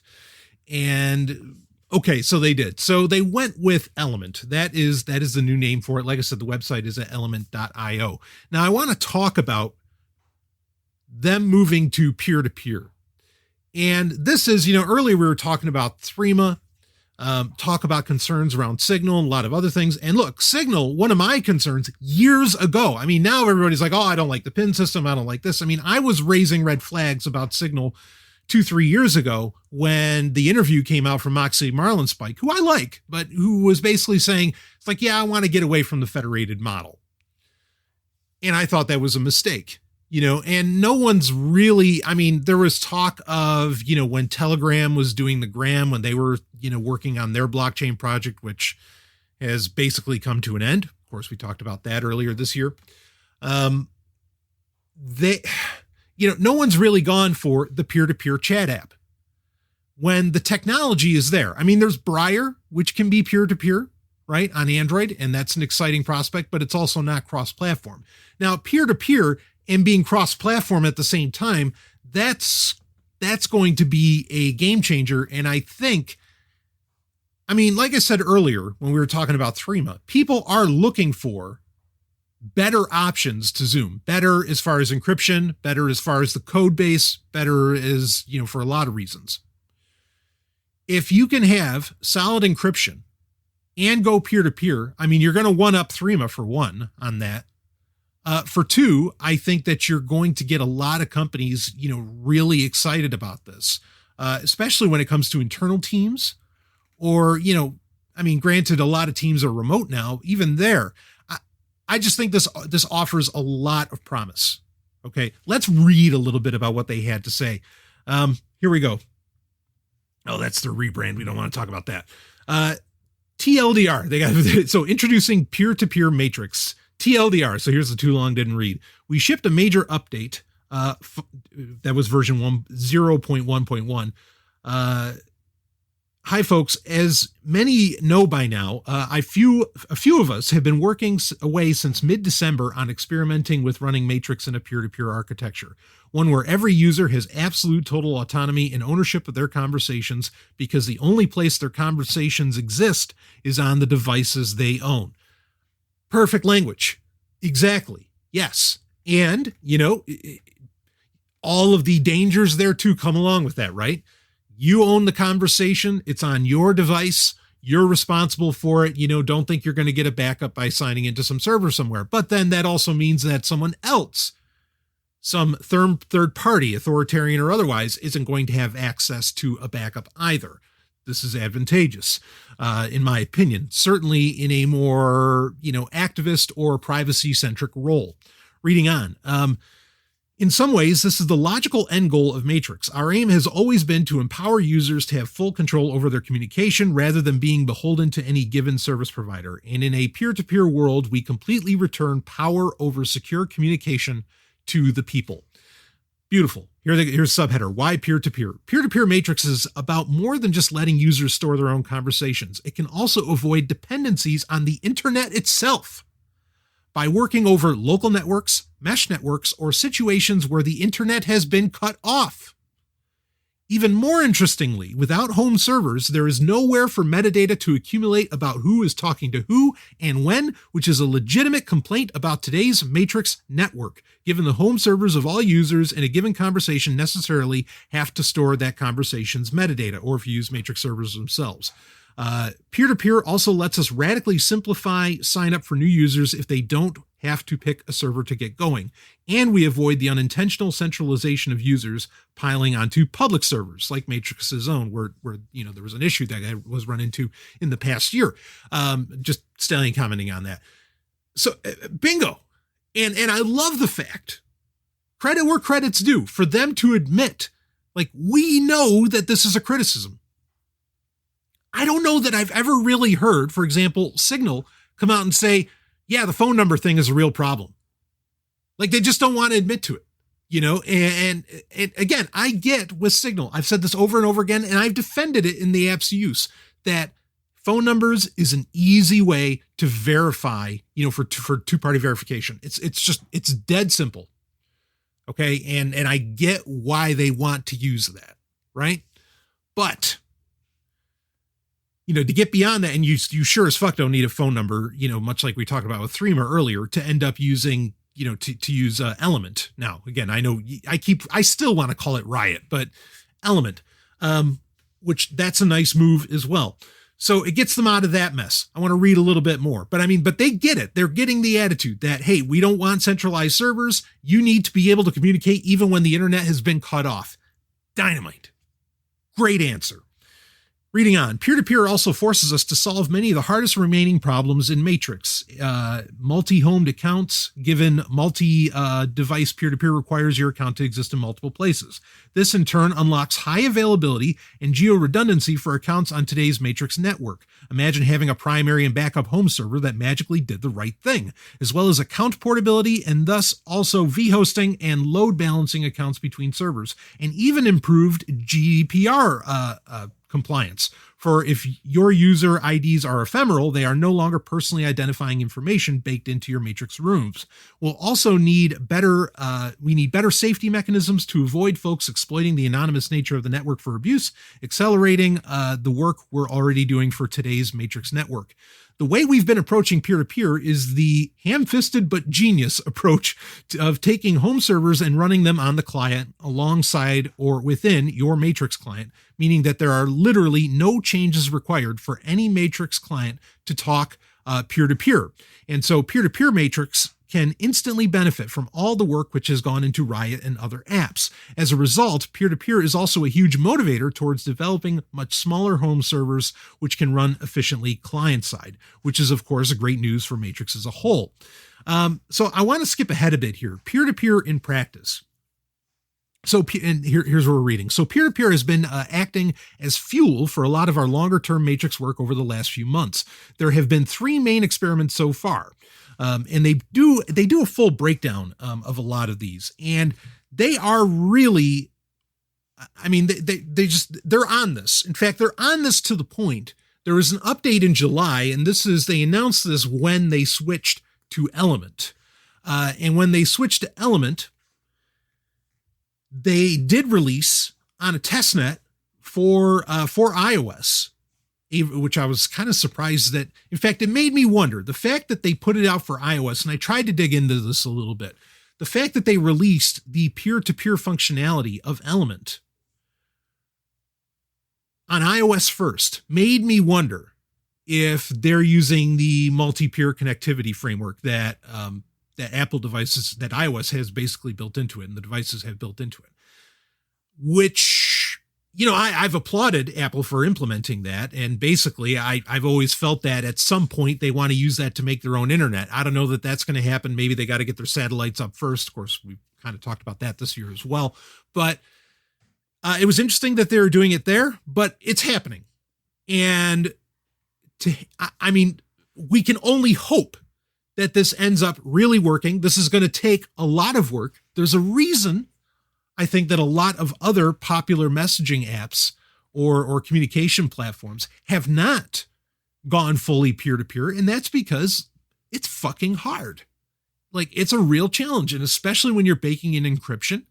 I think that they feel, I think that a lot of companies feel, and admittedly, I don't think Pavel Durov was necessarily wrong about this. Pavel Durov was very critical of Signal a couple of years ago. I think he did a whole post about it.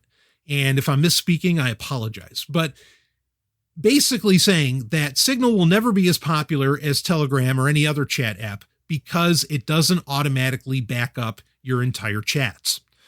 Now, in a conventional sense, I don't think Pavel Durov's wrong about that. That is something that people are basically, at that time, were always going to want.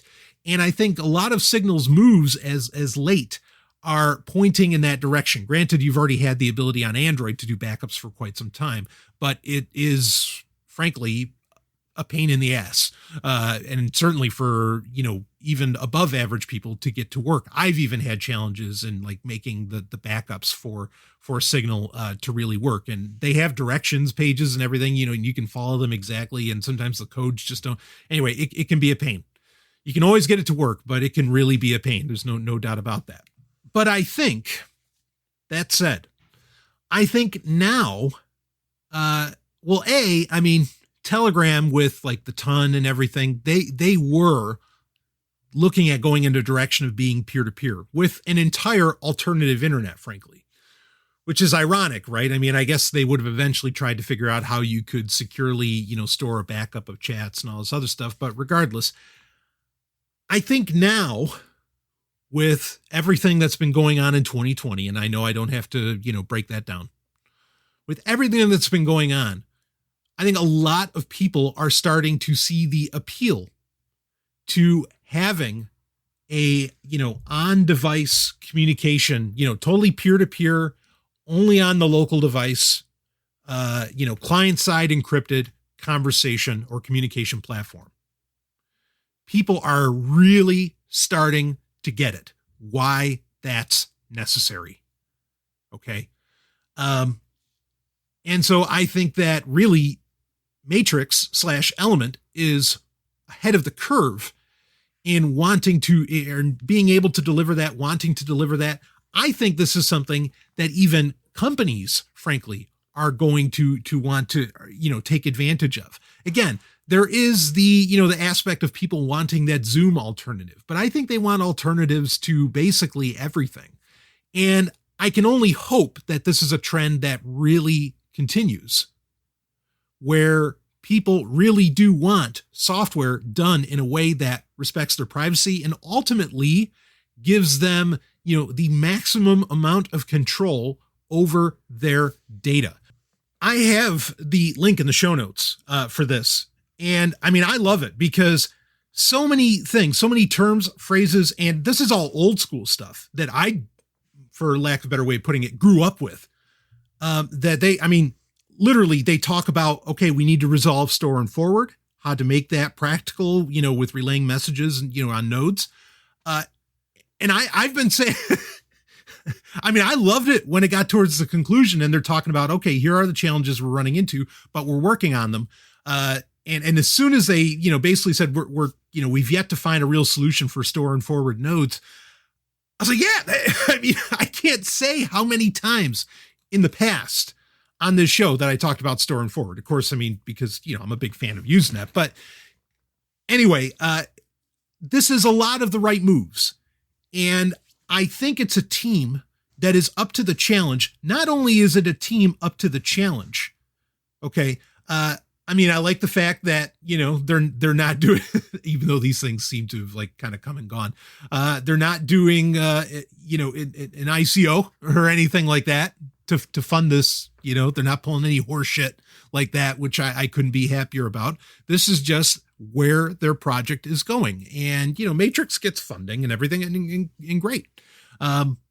So yeah, I'm very excited to see where this could go. I'm going to be keeping an eye on it. I think it's exciting that we're already getting where at least mobile apps are able to attempt and test out the peer-to-peer nature of it. There's hard problems to solve within that, but there are already, some of the problems that get laid out in this initial blog post, I know they've already overcome. So very exciting. Again, we're talking about change. Well, we're going to keep an eye on Threema and we're going to keep talking about that and get into the code audits and everything. But at the same time, if there is a communications platform that comes out that's truly peer-to-peer and is on every fucking device you could imagine, you better believe we're going to be talking about it on Sovryn Tech, and I'm going to be recommending it. Okay, it's not there yet, but it seems like it's getting awfully close. I'll be right back with some more Sovryn Tech. It's nice to have some good news for a change. Hello, Sovrynati. As you know, Sovryn Tech proudly no longer puts content behind a paywall and makes thousands of hours and episodes available to you totally for free. But if you feel that stirring in your cockles or that special feeling in your heart, I beseech you, nay, I implore you to help the show out by donating. Frequenting our sponsors is key, but donations from listeners like you has always made the show go round and round. You can go to sovryntech.com to set up an automatic monthly donation, or you can donate via the Bitcoin address in the show notes. And now you can even donate with the Cash app at cash.app and use the money tag Sovryn Tech. So many ways to help out the show, and I'm honored by all of it, allowing us to build and be the future. Now, let's get back to the show.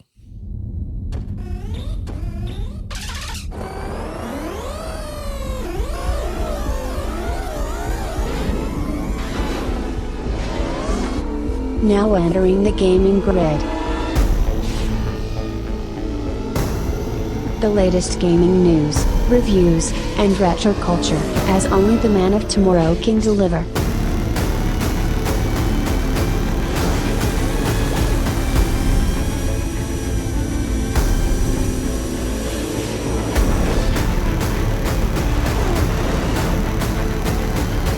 And here's your host, Brian Sovryn.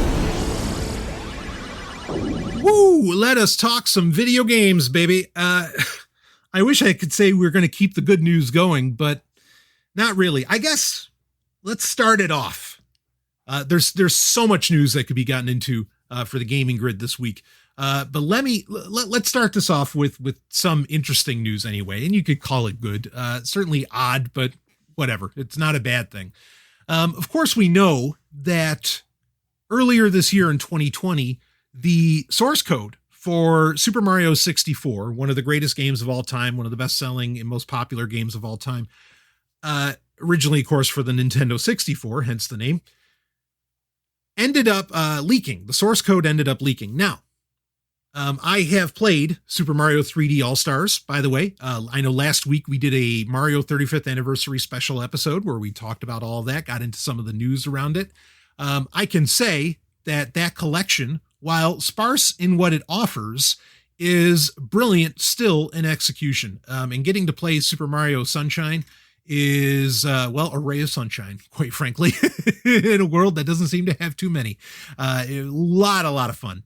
To get into that. Super Mario Galaxy plays like a fucking dream. As I said in my 35th, what did I call it? Plumbers of Fire, I think was the name of the episode that I did last week, or that I did recently. As I said in that, Mario 64, the version particularly that also had its source code leaked, is an inferior product, in my opinion, to the remake. And it is effectively a remake because there's so much added in, so much more story, so many mini games. It might as well be a remake, or at the very least, we'll call it a remaster that ended up getting released or a port that ended up getting released for the Nintendo DS. And was that in 2004, something like that? Because I think it was the launch title. Mario 64 DS is an amazing, amazing game. Mario 64 is still an amazing game too, but I wouldn't say amazing more than once. For Mario 64. Mario 64 DS, I'll say it 3 times.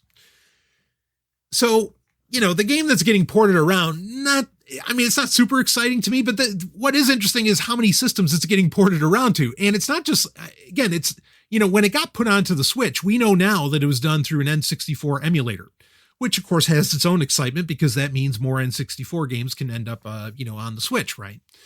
But for it to be ported natively, to now, I think they got it for the PlayStation Vita. I think it's available for Android and also for Dreamcast. I thought that was nuts.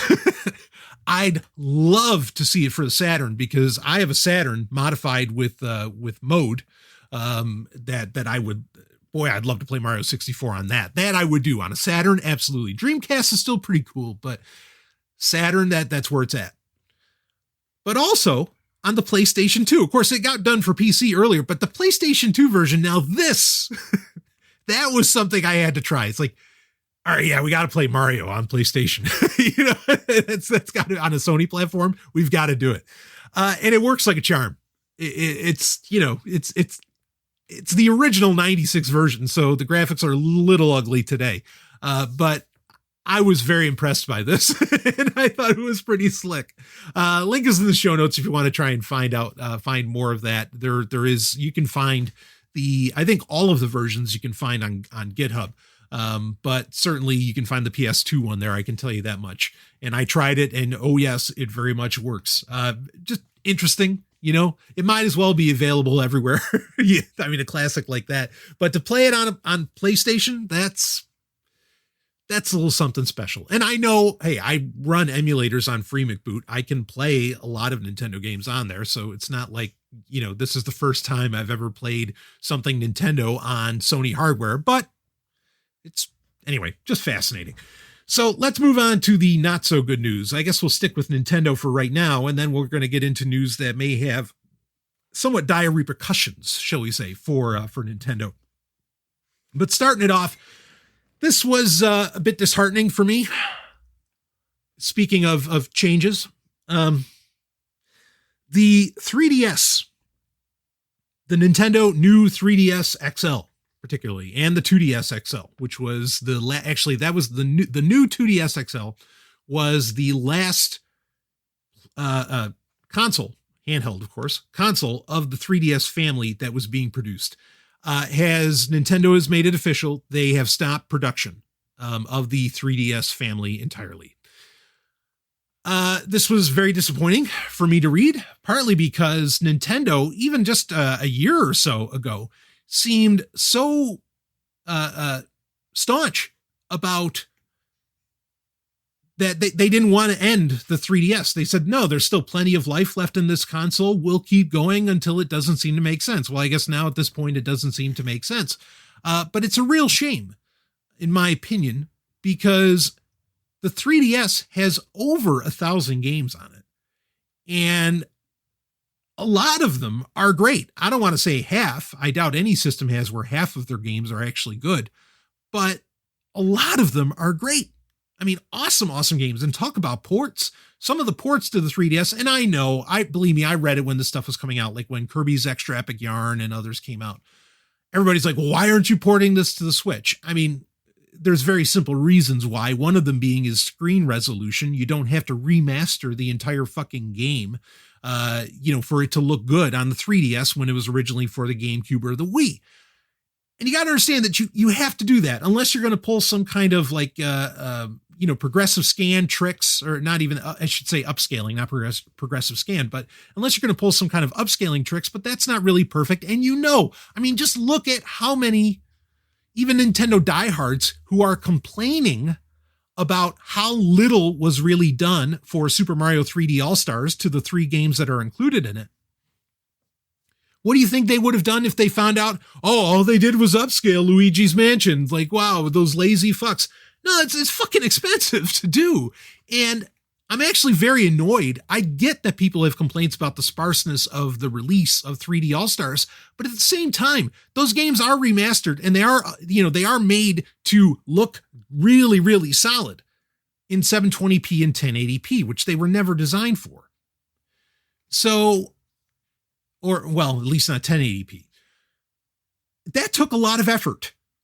I mean, really, it's really annoying to see people shitting on that collection when I don't think they appreciate just how much effort that took, and that was expensive to pull off, to, remaster and smooth out the graphics in those games to make them work on all the multitude of ways that the Nintendo Switch can display. So there's reasons, there's cost concerns as to why these games were getting ported to the 3DS and not to the Switch, even when the Switch was white hot. This is a shame that the 3DS is over. Now, Nintendo has come out. They have made the official statement that they are not, they specifically use it here. I'm going to read the statement from them. We can confirm that the manufacturing of the Nintendo 3DS family of systems has ended. Nintendo and third-party games for the Nintendo 3DS family of systems will continue to be available in Nintendo eShop, on Nintendo.com, and at retail. The existing library of more than 1,000 Nintendo 3DS games contains many critically acclaimed titles and can provide years of content to explore and enjoy. Now, there's a key term there. Let me keep reading, though. We currently have no plans to end any existing online services for the Nintendo 3DS family of systems, so they currently have no plans, okay? Online play in Nintendo eShop will continue to be available, and it will be possible to access and re-download all previously purchased content in the foreseeable future. So that's the exact words from Nintendo. Now, they say they currently have no plans. And of course, as we have complained many times around digital purchases of games, that, eventually an online store shuts down. And what do you do then? And physical cartridges does not solve the problem. Stop it. Because that updates get pushed after that physical cartridge comes out. And it's not like those updates get written onto get written back onto the cartridge or something. That doesn't happen. So the argument for physical is horseshit. Stop that. All right. Now, the only argument for physical is that it's not attached to an account, so it can kind of be played anywhere. Okay. That's an argument for physical, but the idea that, understand at all times, you will never, almost never have the complete game there unless the developers are just done with the game and they decide to do one last physical copy. Okay. All right. Now, so they said they currently have no plans. So the concern is that, well, shit, they could shut this down at any time. I think though, and granted, yes, Nintendo can change their mind, but when they said, there are titles that can provide years of content to explore and enjoy, that sounds an awful lot like they are planning on the 3DS eShop being live for years. Now, is that 2 years? Is that 5 years? Is that 10 years? I don't know. But it does sound like it'll be a good long while that all of this will be available. So I at least appreciate that. Granted, while they have stopped production of new units, Nintendo.com itself does sell, and this is really the best way to get a 3DS. They do sell refurbished 3DS consoles.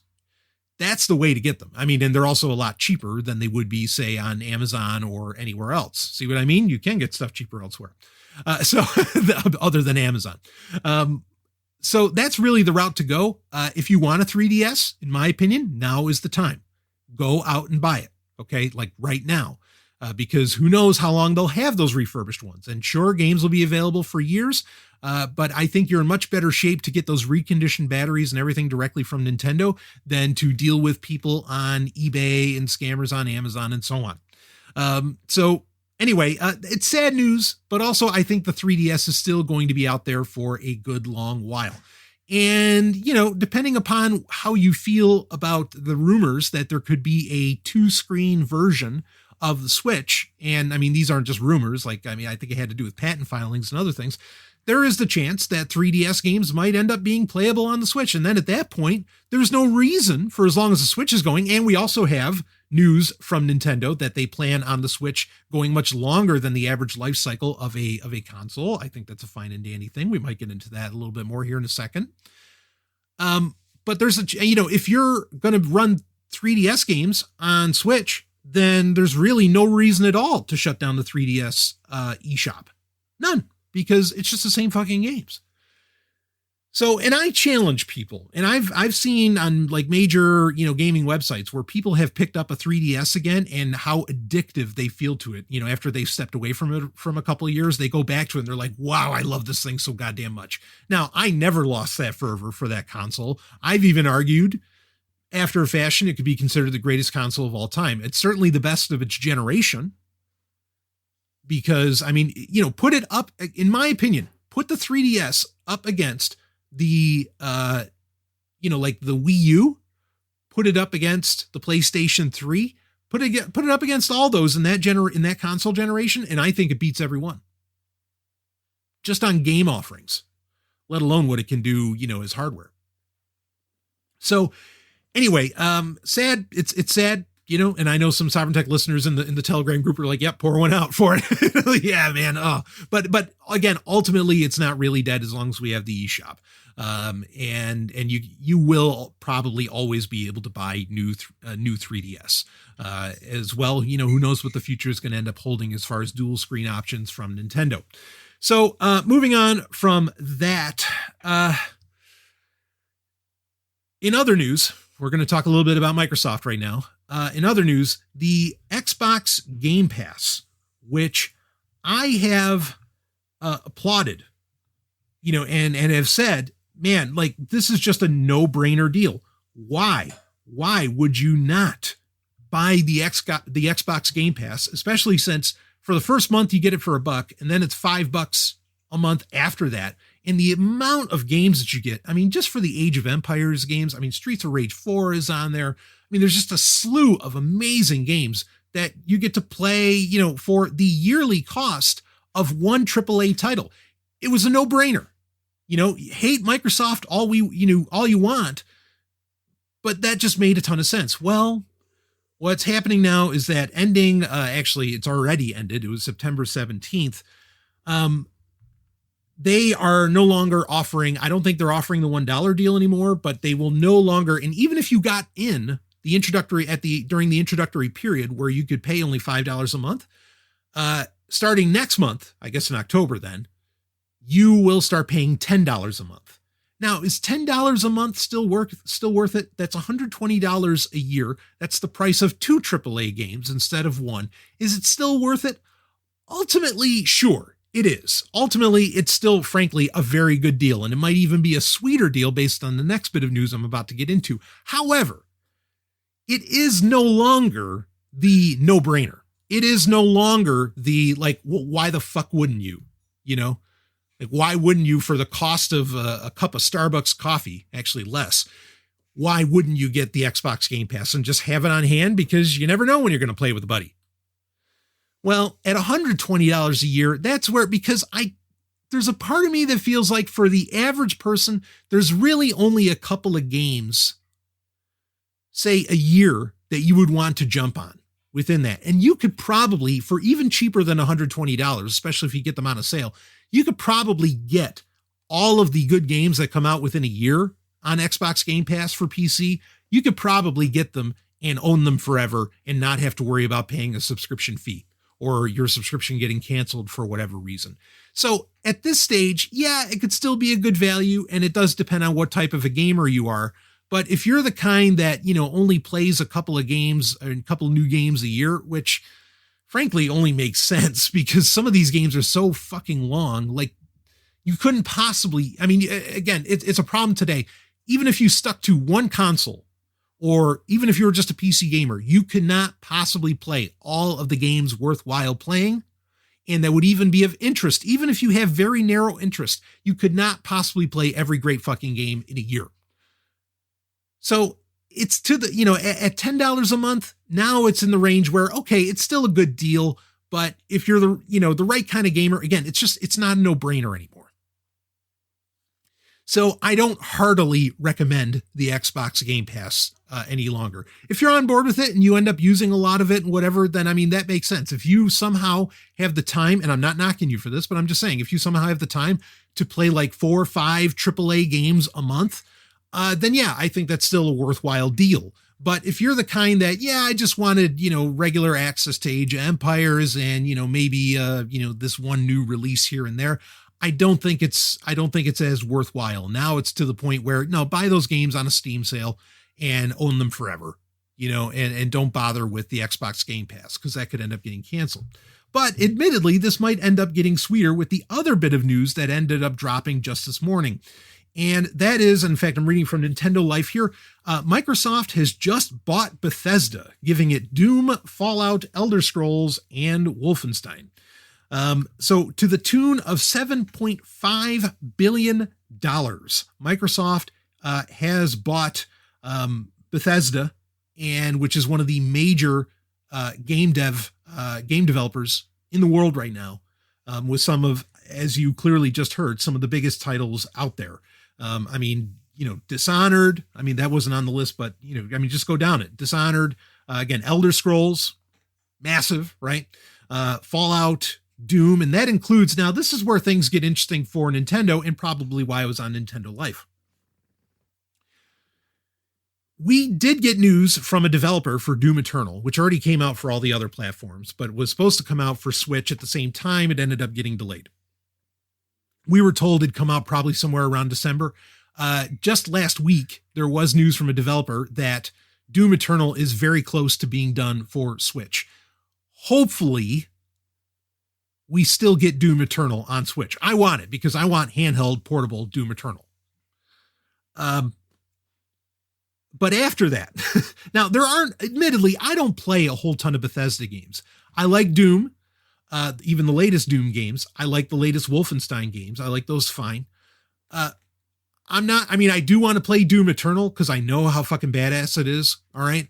But admittedly, after that, I'm okay with not getting another Bethesda game on Switch, you know, on a Nintendo platform or on whatever other platform. But that's where this is going to get a little nasty, is that now, you know, Microsoft has basically, and if they start adding all this stuff into Game Pass, this is where, again, Game Pass could end up becoming pretty interesting, right? Elder Scrolls Online, a bunch of others, if you get, you know, a bunch of, I don't know, loot and free loot and whatever for it. I think the more interesting area where this could end up becoming a problem is that they could stop developing for Sony consoles. And that's going to hurt Sony. I don't think Nintendo's going to hurt too much if Microsoft says, okay, we're not going to end up releasing anything, by Bethesda, any Bethesda properties to Nintendo consoles anymore. I don't think that's going to hurt Nintendo's bottom line. But Sony's, I think that could hurt. So this is a power move on Microsoft's part, especially when it comes to the two platforms where they really dominate in gaming. Of course, their own, obviously, the Xbox line, but then also on PC. This, I'll tell you, and this is something I don't really have a good answer to, and I want to get an answer. Why Nintendo doesn't acquire, and it's not like they don't have the money, and certainly not right now they've got it.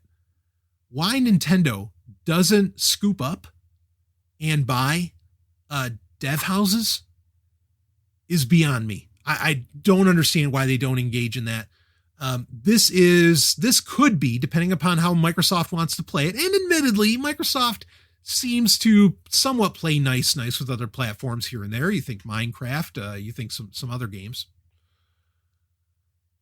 I think it should be telling that there is no conversation. I mean, it's a shitty game, but there is no conversation around Battletoads ending up on Nintendo consoles. And in fact, really that speaks to the major acquisition, the other major acquisition that Microsoft made years ago, which was Rare, when they bought Rare Games. Nintendo should have bought Rare. Nintendo should have bought Rare 25 years ago. I don't understand this. What Nintendo is thinking, because some of the biggest games of all time, granted the ones that are within their franchises, they still own, but there are some fucking classics that should be on Nintendo consoles right now, that should be on Switch Online, quite frankly, that will probably never be there because, Microsoft has scooped up these dev houses. It's a huge coup every time that Microsoft does this. When they bought the dev house behind Halo, when they, it's a winning strategy for them, but ouch. I know Sony has some big deals, and they've got Final Fantasy and everything, but look, you cannot dominate gaming generations, console generations with one game. You can't, no matter how great the game is. The original Xbox couldn't dominate with just Halo. Nintendo couldn't dominate with just Mario. They needed more. We can admit that. They needed more, right? I think the PS5 could be in for a hurting. This is absolutely a response to the release of the PS5, and it's a response, frankly, to the, pun intended, game-changing dominance that the Nintendo Switch has had in the industry. Microsoft needed to make a move that is going to give them some kind of exclusives. It is only in Microsoft's best interest to have exclusives from Bethesda on their consoles in these respective franchises, be it Doom, Elder Scrolls, Dishonored, Wolfenstein, go down the list, Fallout, absolutely. It only makes sense for them to do that. I don't like it. I want, more Doom games and Wolfenstein games on Switch if they're going to come out. I know that they're a bit of a pain in the ass to port, but they got to make that happen. Or, maybe this speaks to Project xCloud, and maybe the Nintendo Switch will be able to take advantage of xCloud, because, then you're just cloud streaming, right? And you're using Switch as the hardware. Now there's still button mapping that has to happen, and that can be a little bit of a pain in the ass, which is always, in my opinion, because even if you don't have to port a game because you're, it's just cloud gaming from a server, remapping all the buttons, that still has to be some serious work throughout games, especially as complex as games are now. Press R3, press this, blah, blah, blah. Most controllers have comparable button setups, but it's still got to be a pain. Again, this is a huge deal, a huge win for Microsoft. Hashing out almost $8 billion for this company, was that worth it? Yeah, just like it was worth it when they bought Mahjong. When they bought Rare. These are deals that really, let's look at this, because I think really, other than Mahjong, the best acquisition we can look at from Microsoft would be when they bought out Rare, and they have done nothing to bring even classic Rare games to other platforms, to other consoles. Haven't even bothered. And I can't see why they're going to act any different with Bethesda. I am going to hope, again, that Doom Eternal still ends up getting released for the Switch, that somehow that's like within a contract, that because it was before the acquisition, that it still has to end up going live. But I also hope it gets honored, and at the very least, we end up with a very complete edition of Doom Eternal on Switch, so that we're not worried, are we going to get updates or not? So we'll see how that takes shape. But this is a big deal, and I think could really signal that in the upcoming generation of consoles, Xbox could really take the position that the PS4 had previously, and the PS5 could be playing second or third fiddle for many years to come. Again, I don't think Nintendo has a whole lot to worry about here. Yeah, it might not end up getting some of these titles, but then while I think these titles sold very well on the Switch, they are not the Switch's bread and butter, as it were. And Nintendo is diversifying into, a lot of other market sectors. For example, you have the Nintendo theme park. You have the Mario, like a real Mario movie, not, that other one, a real Mario movie coming out. And, a whole slew of areas where Nintendo is really branching out. And they know they need to do that, but they've got the franchises that have stood the test of time. They have that baked in historicity that sells. And so, I'm not worried about Nintendo here with this, but PlayStation, yeah, I'd be sweating this, especially just before launch. I mean, if Microsoft comes out and says, no new Doom games, no new Elder Scroll games or whatever coming out for PlayStation, that's going to turn heads. That is going to literally change the makeup of the next console generation. So anyway, hate to end it off with, I mean, it's not like bad news, but it's also not good news, right? Hate to end it off that way. At least we got a little bit of hope in this, but it is, I mean, again, it follows the theme we've had the entire episode, the theme of dramatic change that is going on. Dramatic change. 2020 has been a year replete with it, no doubt about that. But I think there's a lot of change that is happening underground that people aren't, they're not seeing they're not watching the needle move as the earthquake is getting ready to hit. So, and that might be an unfortunate analogy, but I went with it. And so anyway, that's it for this episode of Sovryn Tech. Had other subjects I wanted to get into, but maybe we'll get in another episode here shortly. Of course, if you want to listen to all the past episodes, go to sovryntech.com. Also, now you can find us on Amazon Music. We are a part of the launch of podcasts on Amazon Music. You can check that out as well. And we'll wrap this one up. I will see all of you on the other side. Thank you for listening to Sovryn Tech, an Osiris One production. Now go out there and make some trouble.